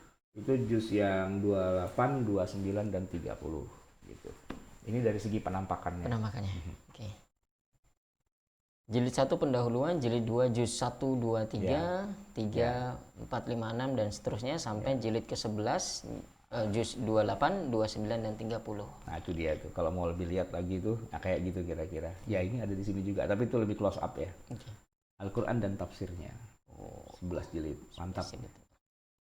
Oke. Ada versi digitalnya. Nah, menarik juga, ternyata tafsir ini oleh Kemenak dijadikan milik publik ya, dengan cara diterbitkan secara digital dalam bentuk file PDF dengan link. Ini linknya. Catat aja. Jangan digoyang-goyangin biar pada mencatat. Mungkin di share screen atau di capture ya. https://pustakalajnah.kemenak.go.id. Ya, searching di Google juga bisa sih. Ya, yang penting tafsir Kemenak gitu mungkin bisa ketemu. Tapi kalau mau yang lebih langsung ke sini ya. Di sini nanti akan ada banyak link untuk download, bukan hanya tafsir yang ini. Tapi juga tafsir maudhu'inya juga bisa di-download. Kemudian tafsir yang Al-Wajiznya ini yang kecilnya juga bisa di-download, dan banyak buku-buku yang free bisa di-download. Berarti boleh dicetak juga bebas begitu? Ya, intinya ditampilkan dalam digital karena sekarang sudah era digital kan gitu ya. Jadi sudah sudah tidak perlu kena copyright ya. Karena memang sudah di milik publik lah begitu istilahnya. Nah, jadi ini adalah tafsir milik bangsa Indonesia, dibikin pakai APBN-nya kita, dan untuk bisa mendapatkan tafsir ini tinggal download saja, modalnya cuma kuota. Ya, kuota saja di-download, dan cukup banyak buku-buku yang bisa, atau mungkin Ustadz Wildan mau didemokan, itu kalau diklik juga bisa itu sebenarnya. Ya, coba diklik. Oke. Iya, ini langsung ke situsnya, ke websitenya. Ini website Lajnah Pentasihan Mushaf Al-Quran, unduh gratis di sini. Nah, coba dibuka-buka, itu ada kitab apa saja, semua silakan. Nah, yang paling kiri itu adalah terjemah Al-Quran yang terbaru tahun 2019. Ini yang kemarin juga menjadi kita hadiah, dikasih hadiah juga. Jadi 3 tafsir Al-Quran dan tafsirnya, Ya. kemudian tafsir ringkas Ya. itu 2 jilid, sekaligus ini Al-Quran dan terjemahnya yang versi terbaru 2019. Ya, itu versi digital dan PDF ya. Iya. Silahkan di-download. Kemudian ada moderasi Islam. Nah, ini wasatiyah fil Islam. Kemudian ada lagi Mushaf Al-Quran Standar Indonesia. Ada buku kayak gitu, menarik ya. Kemudian ada Mushaf Kuno Nusantara. Wah, ini asik juga. Kemudian para penjaga Al-Quran. Nah, oke, di bawahnya lagi tuh ada apa? Nah, ini yang tafsir yang maudhu'inya, ya kan? Fenomena kejiwaan, tentang cahaya, jasad ternik, penciptaan manusia, dan seterusnya. Bisa lagi scroll lagi ke bawah, koleksi populer. Sekarang koleksi favorit. Al-Quran dan Isu-isu isu-isu kontemporer. Oke. Apalagi itu, Ustaz dan nggak kebaca. Ini Asbabun Nuzul. Iya. Terus tentang waktu, fenomena kejiwaan manusia, penciptaan manusia. Scroll lagi ke bawah, Al-Quran dan terjemahnya. Silakan itu. Kemudian pentasihan. Ini bagaimana cara mau minta tasih kepada lajnah. Ini ada bukunya, tanya jawab tentang hal itu gitu ya. Kemudian literatur Al-Quran. Nah, ini menarik literatur Al-Quran. Ya, yang apa namanya sebagian tadi sudah ya. Makki Madani, ya, para penjaga Al-Quran dan seterusnya. Penelitian di bawahnya. Mushaf Kuno, Mushaf Nusantara. Menarik ya. Kita belum di Jawa, Sulawesi dan Maluku. Ya, kita belum bahas ini ya. Mushaf di Nusantara ini kita belum masuk nih. Nanti kita bahas aja sekalian. Kitab ini kita download dan kita uraikan. Nah, ini tafsir ilmi ya tentang gunung, tentang air, tentang ekosistem kehidupan manusia, pencipta manusia, tentang hewan. Nah, tafsir tahlili ini dia. Ini yang kita download. Kan sama persis kan bentuknya? Nah, gitu. Itu ada 11 jilid. Itu download aja, gratis, halal, sah. Tidak ngebajak, tidak kriminal. Karena memang yang menerbitkannya Kementerian Agama memberi akses untuk mendownloadnya. Gitu. Tapi kok ada satu yang nggak connect linknya tuh ya apa ya nanti dicobalah ya. Oke. Kemudian ada tafsir tematiknya, ya tafsir tematik itu yang kita juga punya juga ya. Cuma warnanya kita kalau nggak salah biru ya. Kalau ini warna merah ya, mungkin edisinya beda ya. Ya tentang hubungan antar umat beragama, tanggung jawab sosial, membangun keluarga harmonis, keniscayaan hari akhir, Al-Quran dan pemberdayaan kaum duafa gitu ya. Nah, nanti silakan di-download. Pokoknya semuanya gratis gitu ya.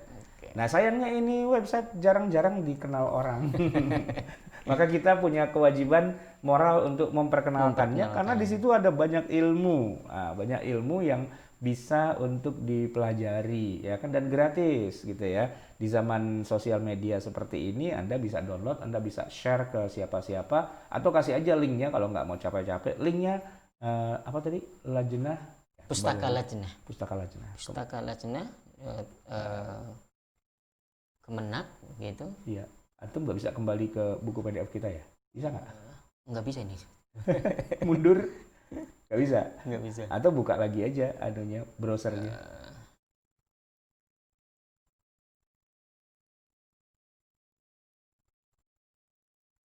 Oke. Saya masih cobain nggak ada. Nggak ada koneksi sinyalnya? Nggak ada, iya. Oh, sinyalnya bermasalah apa? Gimana?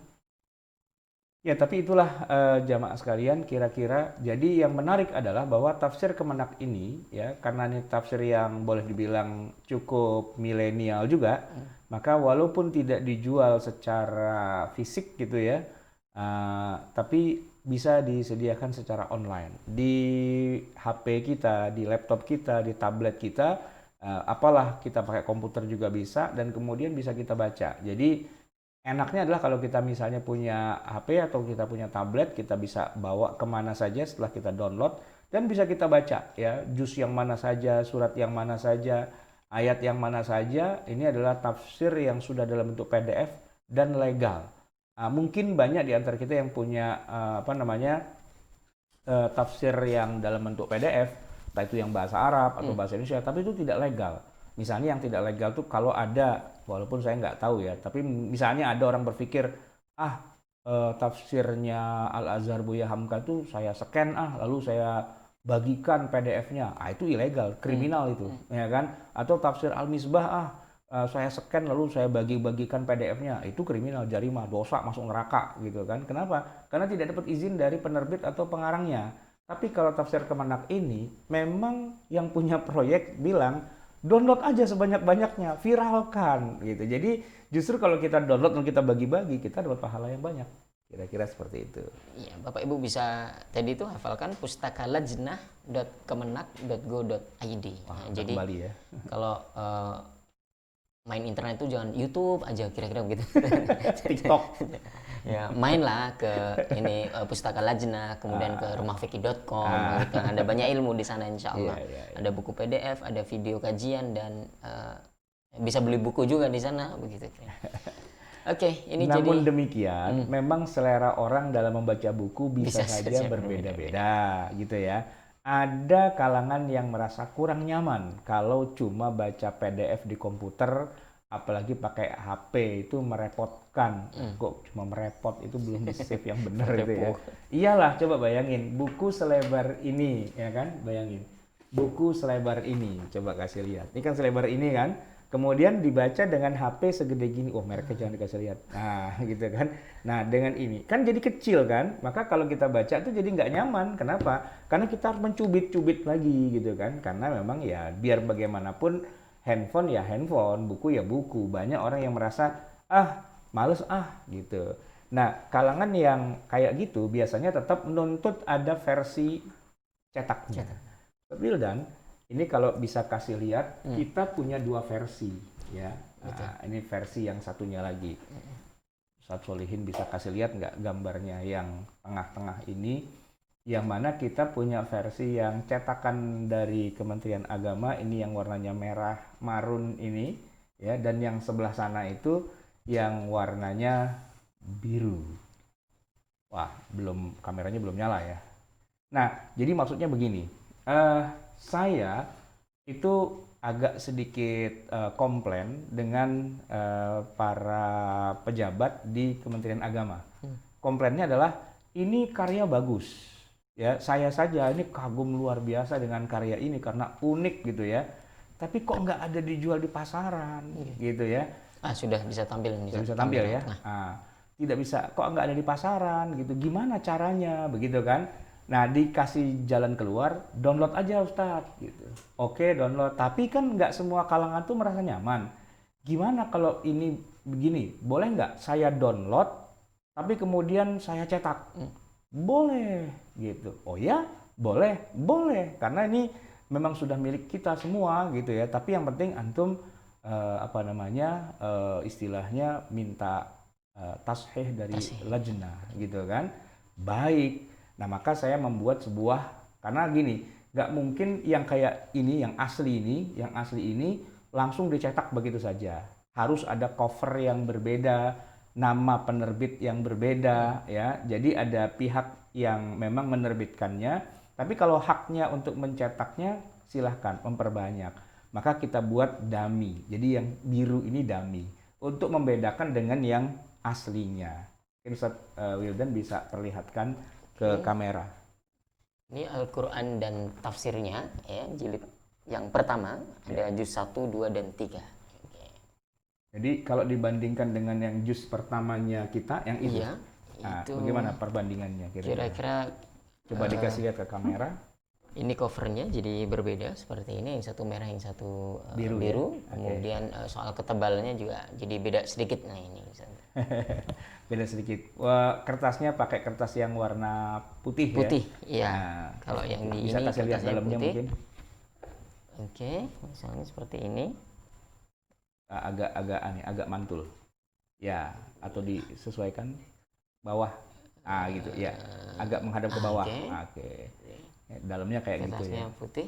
Sebenarnya sama saja dengan yang Kemendak, karena memang ya dari sumber yang sama itu juga gitu ya. Nah, saya ditantang ya, ditawarkan sih sebenarnya. Kalau Rumah Fikih mau menerbitkannya, silahkan saja. Tinggal sampaikan aja permohonan izin untuk tashehnya. Jadi Ustadz Wildan ini sekarang dalam proses untuk mengurus tashehnya, karena harus ditasheh ulang. Karena seperti juga mushaf Al-Quran yang mau diterbitkan tuh harus ada surat tashehnya, maka tafsir pun juga harus ditasheh ulang. Walaupun teksnya itu ya itu juga. Ya. Tapi itu menurut saya jadi unik tersendiri, Ustaz. Jadi masternya itu memang sudah disediakan oleh lajnah LPMK gitu. silahkan Anda cetak itu boleh, Ya. tapi kalau mau mencetak nanti tasih ulang lagi ya, Iya. gitu. Kenapa harus ditasih ulang? Wong ini kita juga 100% downloadnya dari LPMK kok gitu. Maka jawabannya untuk kita pastikan lagi tidak ada perubahan atau kesalahan lagi di dalamnya. Siap. Ya, karena boleh jadi nanti kan para penerbit itu ingin punya nilai yang istimewa. Disisipkanlah dengan ini itu dan sebagainya kan. Boleh jadi mungkin mereka melihat begini. Misalnya ya, dia buka gitu terus ngelihat sini, coba tampilkan yang saya. Nah, misalnya lihat teks Al-Qur'annya ini misalnya. Wah, fontnya kurang bagus nih, gitu kan. Ganti dengan font dari kita, gitu misalnya. Kan berarti dia sudah tidak yang aslinya lagi kan. Nah, itu kan kemungkinan terjadi karena mungkin dia ingin menambahkan dari sisi apa dari sisi apanya. Jadi basicnya adalah tafsir Kemenak tapi mungkin ditambahi. Nah, penambahan-penambahannya itu mungkin ya menjadi sesuatu yang perlu dilihat lagi secara lebih dalam. Ya, maka harus ditasih gitu. Tapi insya Allah ya Ustaz Wildan ya, kita nanti akan menerbitkan gitu ya, membantu para jamaah untuk mempunyai akses terhadap kitab tafsir ini bukan hanya yang versi digital PDF, tapi yang betul-betul versi versi hard copy-nya gitu ya. Cuman belum bisa ketahuan berapa harganya ya. Ya siapkanlah 100 juta lah gitu misalnya.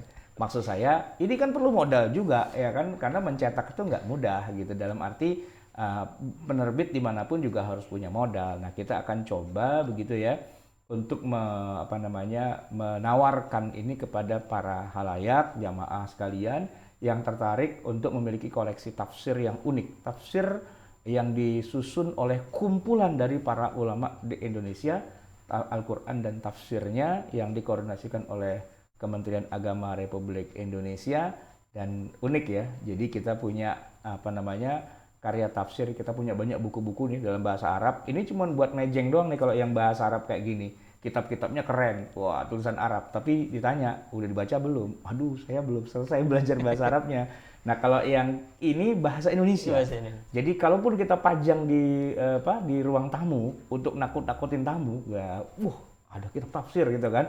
Begitu dibuka, bahasa Indonesia, silakan dibaca gitu. Karena kalau yang versi ininya nih, versi yang merah marun yang asli bawaannya dari Kementerian Agama, ini tidak diperjualbelikan. Hanya kalangan terbatas yang punya. Ya bisa sih mungkin minta ke lajnah gitu ya, pakai surat dan sebagainya. Tapi kalau yang biru itu, nah itulah yang insya Allah nanti kita akan coba lepas di tengah masyarakat gitu ya.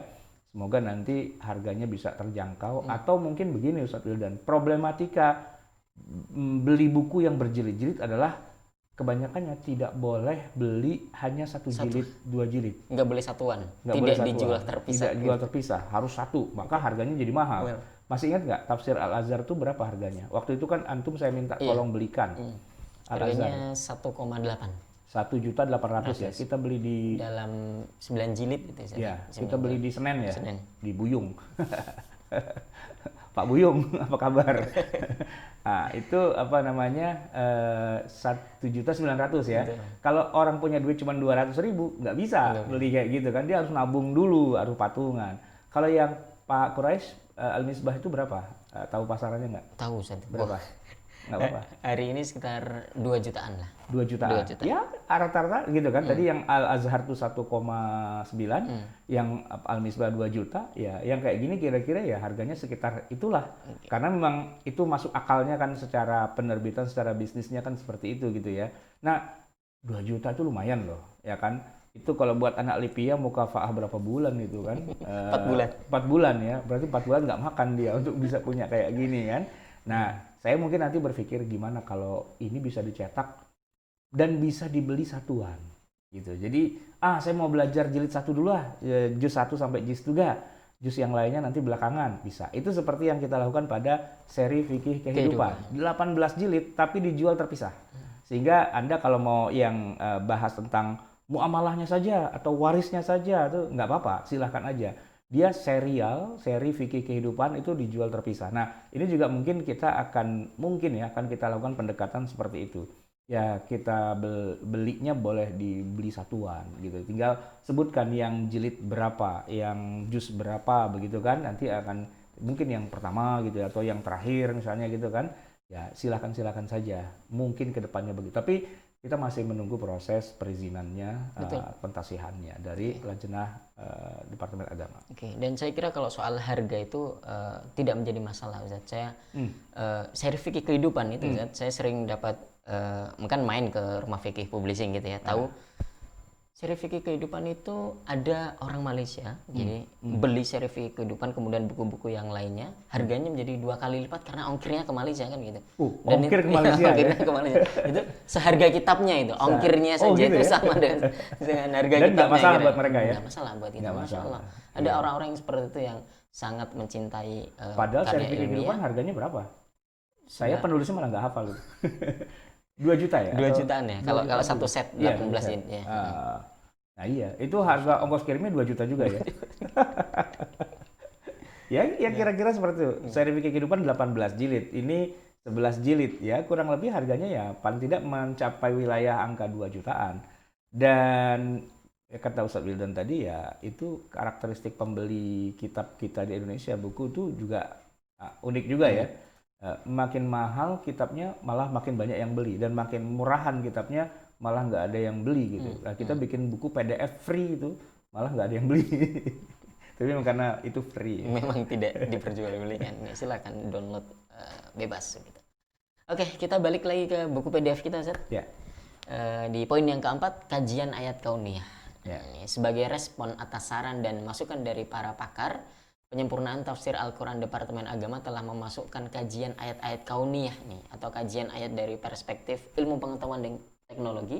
Dalam hal ini dilakukan langsung oleh tim pakar Lembaga Ilmu Pengetahuan Indonesia. Ya, ada Profesor Umar Anggarajeni, kemudian Bapak Dr. Heri Harjono, Bapak Muhammad Hisham, Dr. Humam Rozi Sahil sebagai anggota, Bapak Rahman Juwansa, Profesor Dr. Ari Budiman, Insinyur Haji Dudi Hidayat, Profesor Dr. Samsul Farid Ruskanda gitu ya. Nah, pada tahun 2007 revisi tafsir Departemen Agama itu selesai dan telah dicetak 2008. Jadi perjalanan panjang ya, dari tahun 72 sampai 2008. Nah, ini yang penampakan yang versi Rumah Fikih Indonesia.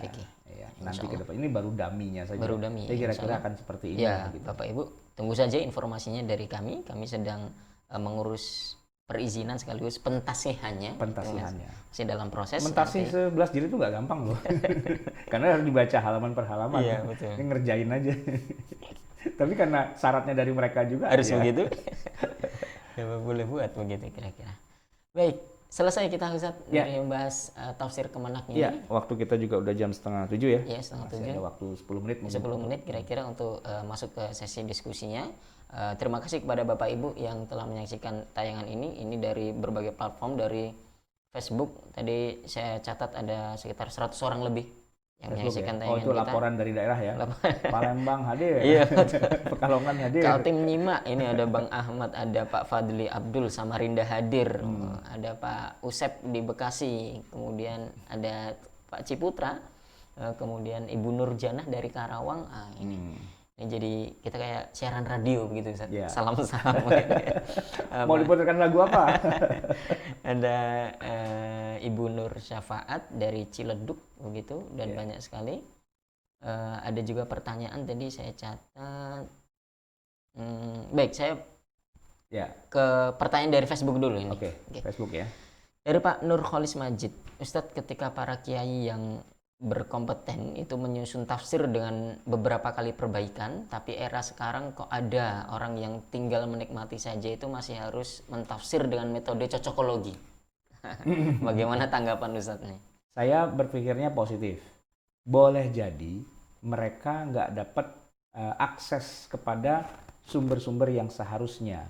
Jadi download aja kan bisa sebenarnya kan, tapi nggak tahu. Jadi saya berpikir positif bahwa dengan melihat acara kita ini, semoga semakin banyak yang mendapatkan akses pencerahan. Oh, kenapa kok pada bercocokologi? Ya karena nggak punya aksesnya. Ya, saya kasih contoh begini misalnya.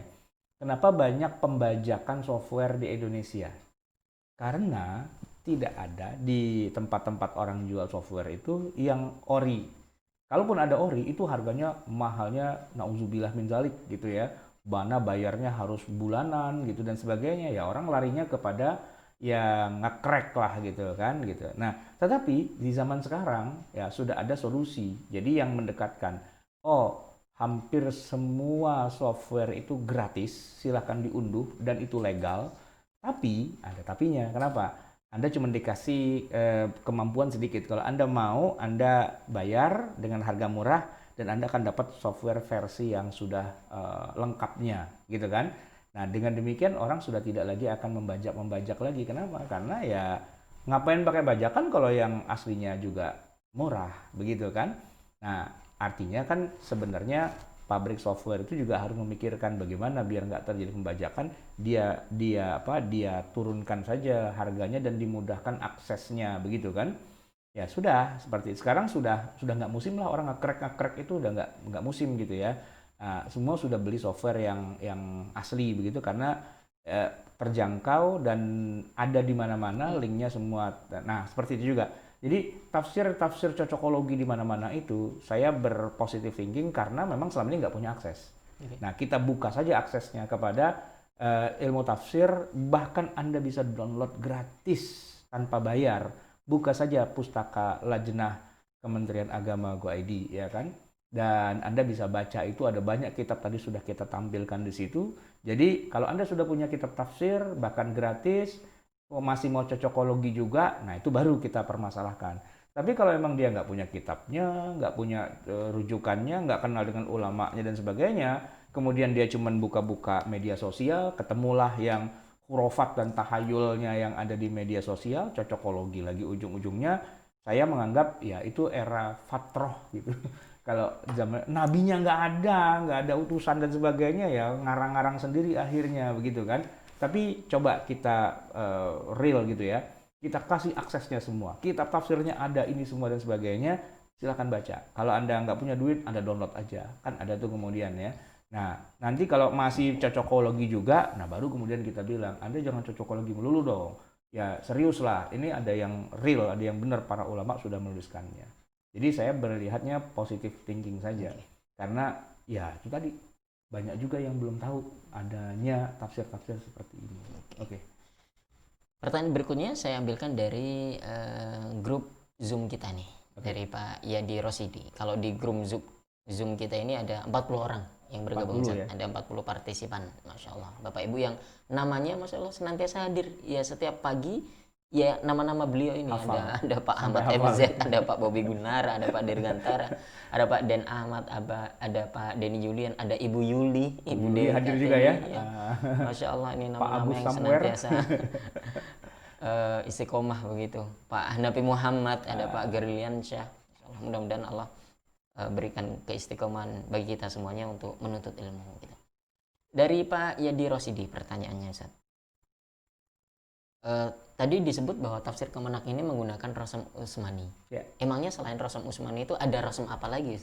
Ada rasam imla'i. Nah, apa yang dimaksud dengan rasam imla'i? Ini pertanyaan beliau. Kalau lengkapnya kita sudah punya episode ya. Nanti silahkan dilihat aja. Kita ini rekaman ini sudah sampai episode ke 60-an ini kita, ya kan? Buka rumahfikih.com, di halaman pertama Ustadz Wildan bisa tampilkan di situ. Saya coba browsernya. Oke.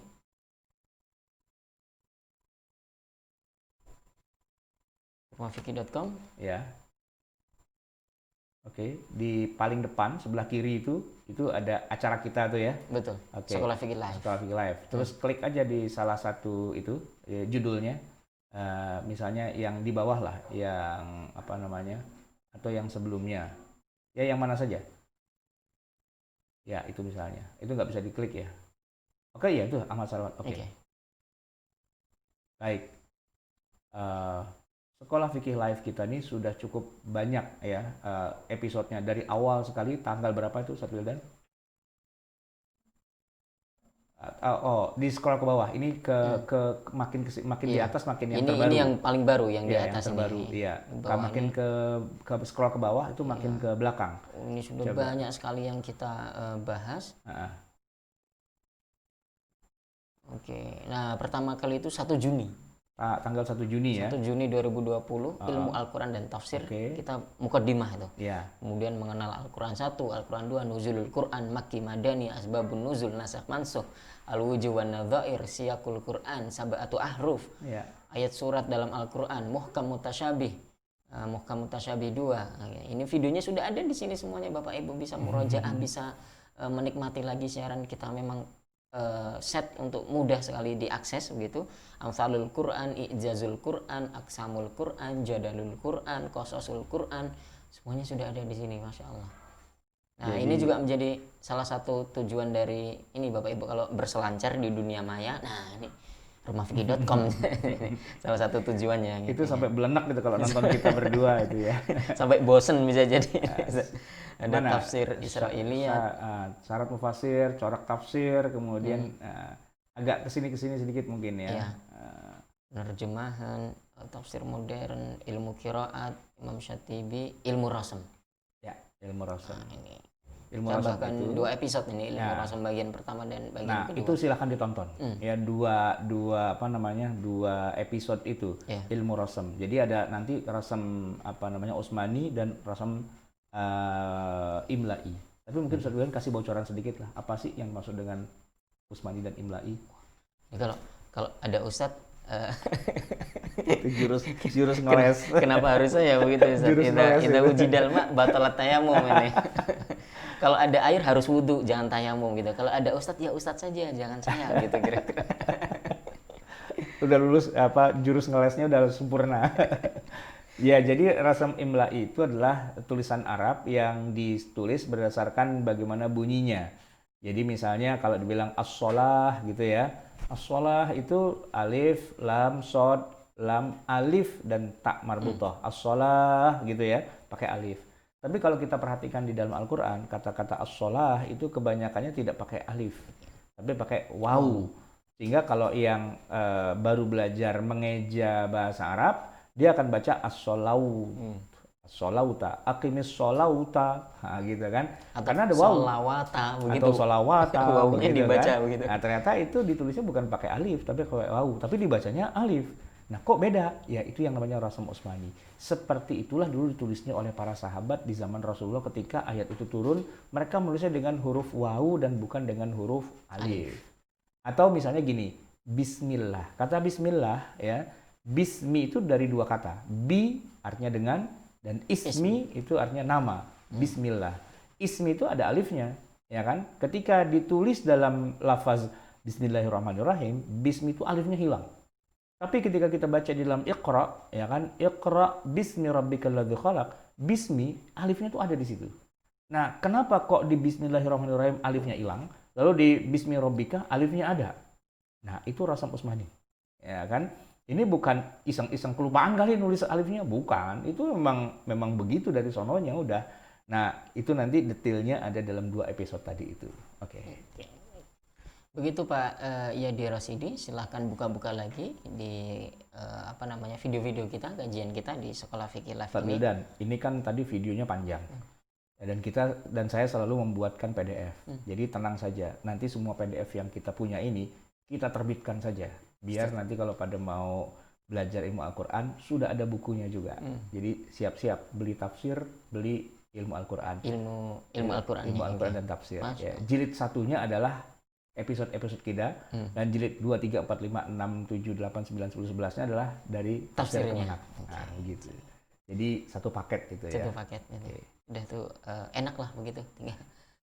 Baik, selanjutnya dari Pak Didi Supriyadi.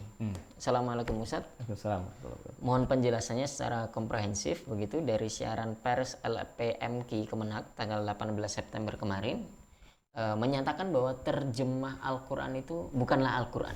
Ya, betul. Lalu bagaimana dengan tafsir? Ya bukan Al-Qur'an juga. Kalau dibuat Al-Qur'an itu kan Qur'an itu apa sih? Quran itu kan kalamullah al-munazzal, ya, kalam Allah, perkataan Allah yang turun kepada Nabi Muhammad SAW dibawa oleh Jibril yang membacanya menjadi ibadah gitu ya, yang bahasa Arab pastinya. Nah, kalau terjemahnya Ya terjemahnya yang bikin kita manusia, orang Indonesia diterjemahin ke dalam bahasa Indonesia sesuai dengan tingkat pemahaman dan interpretasi dari masing-masing penerjemahnya. Demikian juga tafsir. Ya sebagian tafsir itu memang ada yang sumbernya dari Rasulullah atau sahabat, tabi'in, atba'ut tabi'in yang kita sebut dengan tafsir apa namanya? Kalau yang langsung dari Rasulullah dan para sahabat, ya tafsir bil ma'thur gitu kan. Nanti ada tafsir yang bil ra'yi yang memang dari hasil pemikiran para ulama gitu kan. Nah, artinya tafsir itu juga bukan sesuatu, bukan Al-Quran. Ya pasti kita dengan mudah bisa bedakan mana Al-Quran yang merupakan kalam Allah dan mana tafsir yang sebenarnya itulah ijtihad manusia. Baik. Selanjutnya dari Pak Bobi Gunara. Assalamualaikum Ustaz. Waalaikumsalam. Corak tafsir Kemenak bagaimana ya Ustaz ya? Apakah sebagian besar coraknya itu klasik seperti Ibnu Katsir begitu? Oh, yang dimaksud mungkin isinya gitu ya, kontennya ya. Campuran antara tafsir bil ma'thur dan tafsir bil ra'yi. Itu kalau bicara tentang sumbernya itu sama. Jadi sebagaimana umumnya kitab tafsir lah kayak tafsir Ibnu Katsir juga tuh ada yang bil ra'yinya, ada yang bil ma'thurnya ya. Sebagaimana umumnya begitu. Cuman dia yang membuat dia menjadi berbeda adalah dia lebih lengkap karena ditulisnya di zaman sekarang kan. Berarti merujuknya ke masa lalu itu lebih banyak gitu ya. Yang kedua dia tafsir ini punya kelebihan adalah sudah dalam bahasa Indonesia ditulis oleh orang Indonesia sehingga tidak akan ada pernah terjadi masalah kendala kekeliruan atau kesilapan dalam penerjemahannya. Kita bisa memahami maksudnya secara dalam gitu ya. Ya walaupun juga pasti ada kekurangannya. Kekurangannya adalah ya kalau mau dilengkapin lebih dalam lagi ini bukan cuma 30, bukan cuma 11 jilid, ini bisa 30 jilid. Jadi satu jilidnya 500 halaman itu satu juz, bisa jadi, bisa aja. Tapi ya kita rada belenak juga ya bacanya, kebanyakan begitu materinya. Maka bukan berarti kalau lengkap itu berarti sempurna, tidak. Malah bisa jadi cukup dengan segitu saja sudah lumayan. Gitu. Maksudnya kalau dibandingkan dengan tafsirnya Al-Fahrur Razi misalnya Mafatihul Ghaib yang sekian tebalnya dan sekian banyaknya begitu, mungkin ini lebih proporsional. Selanjutnya dari Pak Ferianto, ini lebih ke saran ini Ustaz. Assalamualaikum Ustaz. Nanti ada bahasan khusus tentang tafsir Kemenak di rumah fikih kan ya gitu. Kan kalau beli kitab kemudian ada kajiannya, beli kitab tafsirnya kemudian dibahas ada kajiannya itu akan lebih enak kata beliau. Oh gitu, iya. Setelah dibeli kemudian kita bahas ya secara rutin. Insya Allah. Jadi akan kita bahas juga insya Allah. Dan nanti yang kita bahas ada dua, tafsir Kemenak dan tafsir saya. Kita akan coba tulis juga ya, tidak sekedar apa yang ditulis oleh para ulama kita, tapi juga kita bisa sempurnakan lagi dengan berdasarkan dari situ. Ini kan jadi penyempurnaan. Jadi yang dari UI itu juga dasarnya dari Kemenak dan kemudian disempurnakan. Silahkan gitu kan, dan kita juga bisa juga rumah fikih nanti membaca dan kemudian menambahi hal-hal yang mungkin kurang dan sebagainya, dan itu bisa dianggap sebagai tafsir yang kita punya juga gitu. Baik Ustadz, sudah selesai? Cukup ya? Baik. Kalau dari jamaah YouTubiah ini juga belum ada pertanyaan begitu. Jadi masing-masing punya karakter ya. Kalau jamaah Zoomiyah tuh duduknya di depan. Nah, jadi kalau nanya langsung gitu kan. Kalau jamaah Facebookiyah agak di tengah. Jadi cuma bilang absen gitu kan dari mana. Nah, kalau jamaah YouTubiah tuh duduknya agak di belakang-belakang ya. Dia tidak bahkan Ustadz Wildan juga tidak bilang like, share dan komen dan bunyikan loncengnya.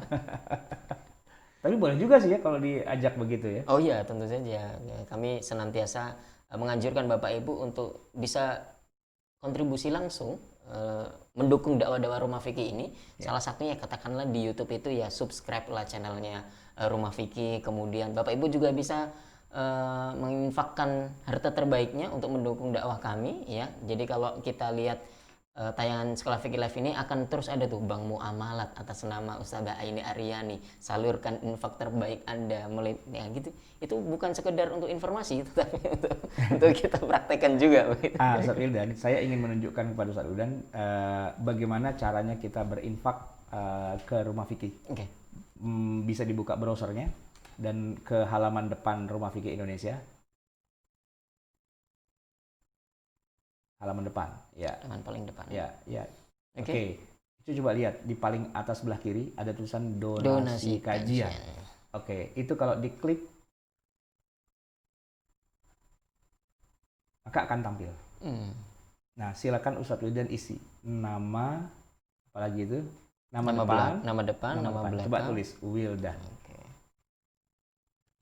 Kemudian nama belakangnya Jauhari. Mau infak berapa hari ini? Ketik misalnya 10 juta gitu. Ya nggak apa-apa sih, ketik aja 10 juta gitu kan. Terus emailnya. Ini email Anda. Email saya ya. Iya. Oke, sudah kirim. Nah, kalau sudah terkirim, maka kita akan dapat semacam invoice. Nah, saya mau infak 10 juta, ya kan? Silahkan transfer. Anda punya waktu 24 jam. Sekarang tinggal hitung mundur tuh sampai 23 jam, 58 menit, sekian detik gitu kan. Mau infak ke Rumah Fikih pakai platform apa? Bisa lewat transfer, ya kan? Bank, atau sebelah kanannya pakai kartu kredit. Coba diklik kartu kredit. Mungkin Ustadz Wildan kalau debit kurang keren, tapi kalau kartu kredit, nah tinggal masukkan situ kode kartu kreditnya, kemudian apa itu bulan ya kan, tahun, dan kode-kode yang lainnya. Atau kalau nggak punya kartu kredit, bisa pakai debit. Coba debit, klik. Nah, itu bisa BNI, bisa Bank BRI dan sebagainya. Nah, ini kalau BNI ya, itu bisa pakai ATM, bisa pakai mobile banking, ya kan, bisa pakai SMS banking, bisa pakai apa tuh? Teller BNI langsung ke BNI-nya, bisa pakai, dan paling bawah itu menarik, udah. Nah, bisa pakai OVO. Bisa pakai OVO. Nah, jadi kalau yang nggak punya debit, wah saya punya ini OVO nih. Nah, saya mau nyumbang, tinggal diklik saja dan nanti akan masuk dengan sendirinya. Ada virtual account-nya ya ke Rumah Fikih Indonesia. Insya Allah ini akan menjadi pemberat timbangan amal kita nanti di akhirat. Ya, kita sudah ikut berperan dalam rangka menyebarkan ilmu-ilmu keislaman. Ya mungkin nggak punya ilmunya, tapi punya hartanya, silakan aja ikut share bersama-sama. Ustadz-ustadz yang lain juga begitu, punya ilmunya, mungkin nggak punya hartanya. Apalah yang punya, di-share, syukur-syukur punya ilmunya, punya hartanya, sehingga berjuang itu bi anfusihim wa amwalihim. Ya, semoga ini menjadi penambah timbangan amal kita. Kalau mau rutin juga boleh. Rutin, ada banyak di antara kita yang saya dilaporkan bahwa ini ada tokoh-tokoh tertentu dari pembaca atau penonton kita yang secara rutin menyumbangkan dananya ke Rumah Fikih. Ya alhamdulillah, tentu semua itu punya nilai tambah di sisi Allah Subhanahu wa Ta'ala. Artinya kita bisa ikut bersinergi lah dalam dakwah ini, Ustaz ya. Jadi kalau ada orang Jawa tuh punya pepatah ini juga. Ini kalau yen duwe ilmu mulang. Yen duwe ilmu mulang. Saya tahu artinya. Kalau punya ilmu ngajar. Nah, terus yen duwe bondo nyumbang. Yen duwe bondo nyumbang. Kalau punya harta nyumbang. Oke. Yen orang duwe semuanya ya rewang gitu. Yen orang duwe semua, bukan semua dong bahasa Jawanya. Yen orang duwe kabeh rewang. Kalau nggak punya semuanya ya bantu-bantu apalah gitu ya. Jadi kalau nggak punya ilmu untuk mengajar, nggak punya harta untuk disumbangkan, ya tenaga lah. Tenaganya untuk ikut bantu-bantu lah ya gitu ya. Ya minimal nyapu-nyapu lah atau asah-asah. Oke. Ya karena Ustadz Wildan ini orang Solo, jadi ya filsafatnya itu filsafat ya Jawa. Tapi Jawa hebat ya kan. Karena apa? Karena Jawanisasi itu berarti Islamisasi ya kan. Orang Jawa di dunia Arab tuh dikenal sebagai bangsa Islam, Al-Jawi gitu. Ketimbang As-Solowi atau Al-Batawi itu, Al-Jawi itu dikenal sebagai bangsa Muslim di dunia. Baik Ustadz, kita juga sudah sampai di penghujung acara kita. Kita akan baca doa ya. Doanya sudah siap? Sudah siap Ustadz. Terima kasih kepada Ustadz dan juga kita berdoa bersama supaya para ulama penyusun tafsir ini, baik yang masih hidup maupun yang sudah meninggal, senantiasa diberkahi Allah Subhanahu wa Ta'ala, dirahmati Allah Subhanahu wa Ta'ala, menjadi pemberat timbangan kebaikannya nanti di hadapan Allah Subhanahu wa Ta'ala. Terima kasih juga kepada Bapak Ibu yang menyaksikan tayangan kita, yang setiap pagi dan juga ba'da subuh dan ba'da isya senantiasa pantengin Sekolah Fikih Live. Terima kasih atas segala dukungannya. Mudah-mudahan kita mendapatkan ilmu yang bermanfaat. Terima kasih juga kepada Ustadz Ahmad Sarwat sudah terus mengajari kita, terus membimbing kita, memberikan ilmu-ilmu yang bermanfaat. Mudah-mudahan Allah juga panjangkan umur antum, Ustaz, menjaga antum dalam kesehatan dan juga keluarga. Amin Allahumma amin. Bapak Ibu yang dirahmati Allah Subhanahu wa taala, kita tutup sama-sama dengan membaca doa kafaratul majelis untuk nanti kemudian dilanjutkan doa oleh Ustadz Ahmad Sarwat. Subhanakallahumma bihamdika asyhadu an la ilaha illa anta astaghfiruka wa atubu ilaik. Tafadhal Ustaz. Bismillahirrahmanirrahim. Alhamdulillahi rabbil alamin. Hamdan yuwafi ni'amahu wa yukafi mazidah. Ya Rabbana lakal hamdu wa lakal syukru kama yanbaghi li jalali wajhika wa li 'azimi sultanik. Subhanaka la nuhsi thana'an 'alaika anta kama athnayta 'ala nafsik falakal hamdu hatta tarda wa lakal hamdu idza radit wa lakal hamdu ba'da ridha. Allahumma shalli wa sallim wa barik ala sayyidina Muhammadin wa ala ali sayyidina Muhammad. Rabbana anfa'na bima 'allamtana, rabbi 'allimna alladhi yanfa'una. Rabbi faqihna wa faqih ahlana wa qarabatin lana fi dinina ma'ahil kutri untha wa dhakar. Rabbi wafiqna wafiqhum lima tartadhi qawlan wa fi'lan karama warzuqil kulla halalan daima wa akhilla atqiya ulama nahda bil khair wa nukfa kulla syar. Rabbana aslih lana kulla syu'un wa aqirra birridha minkal ayun waqdi 'anna rabbana kulla duyun qabla an ta'tiyana rusul manun waghfir wastur anta akraman satar. وصلاة الله تغشى المصطفى من إلى الحق دعانا والوفى بكتاب فيه للناس الشفا وعلى الآل الكرام الشرفاء وعلى الصحب المصابيح الغرر. اللهم اهدنا بهداك واجعلنا ممن يسارع في رضاك ولا تولنا وليا سواك ولا تجعلنا ممن خالف أمرك وعصاك وحسبنا الله ونعم الوكيل ولا حول ولا قوة إلا بالله العلي العظيم وصلى الله على سيدنا محمد وعلى آله وصحبه وسلم والحمد لله رب العالمين والسلام عليكم ورحمة الله وبركاته. Waalaikumsalam warahmatullahi wabarakatuh.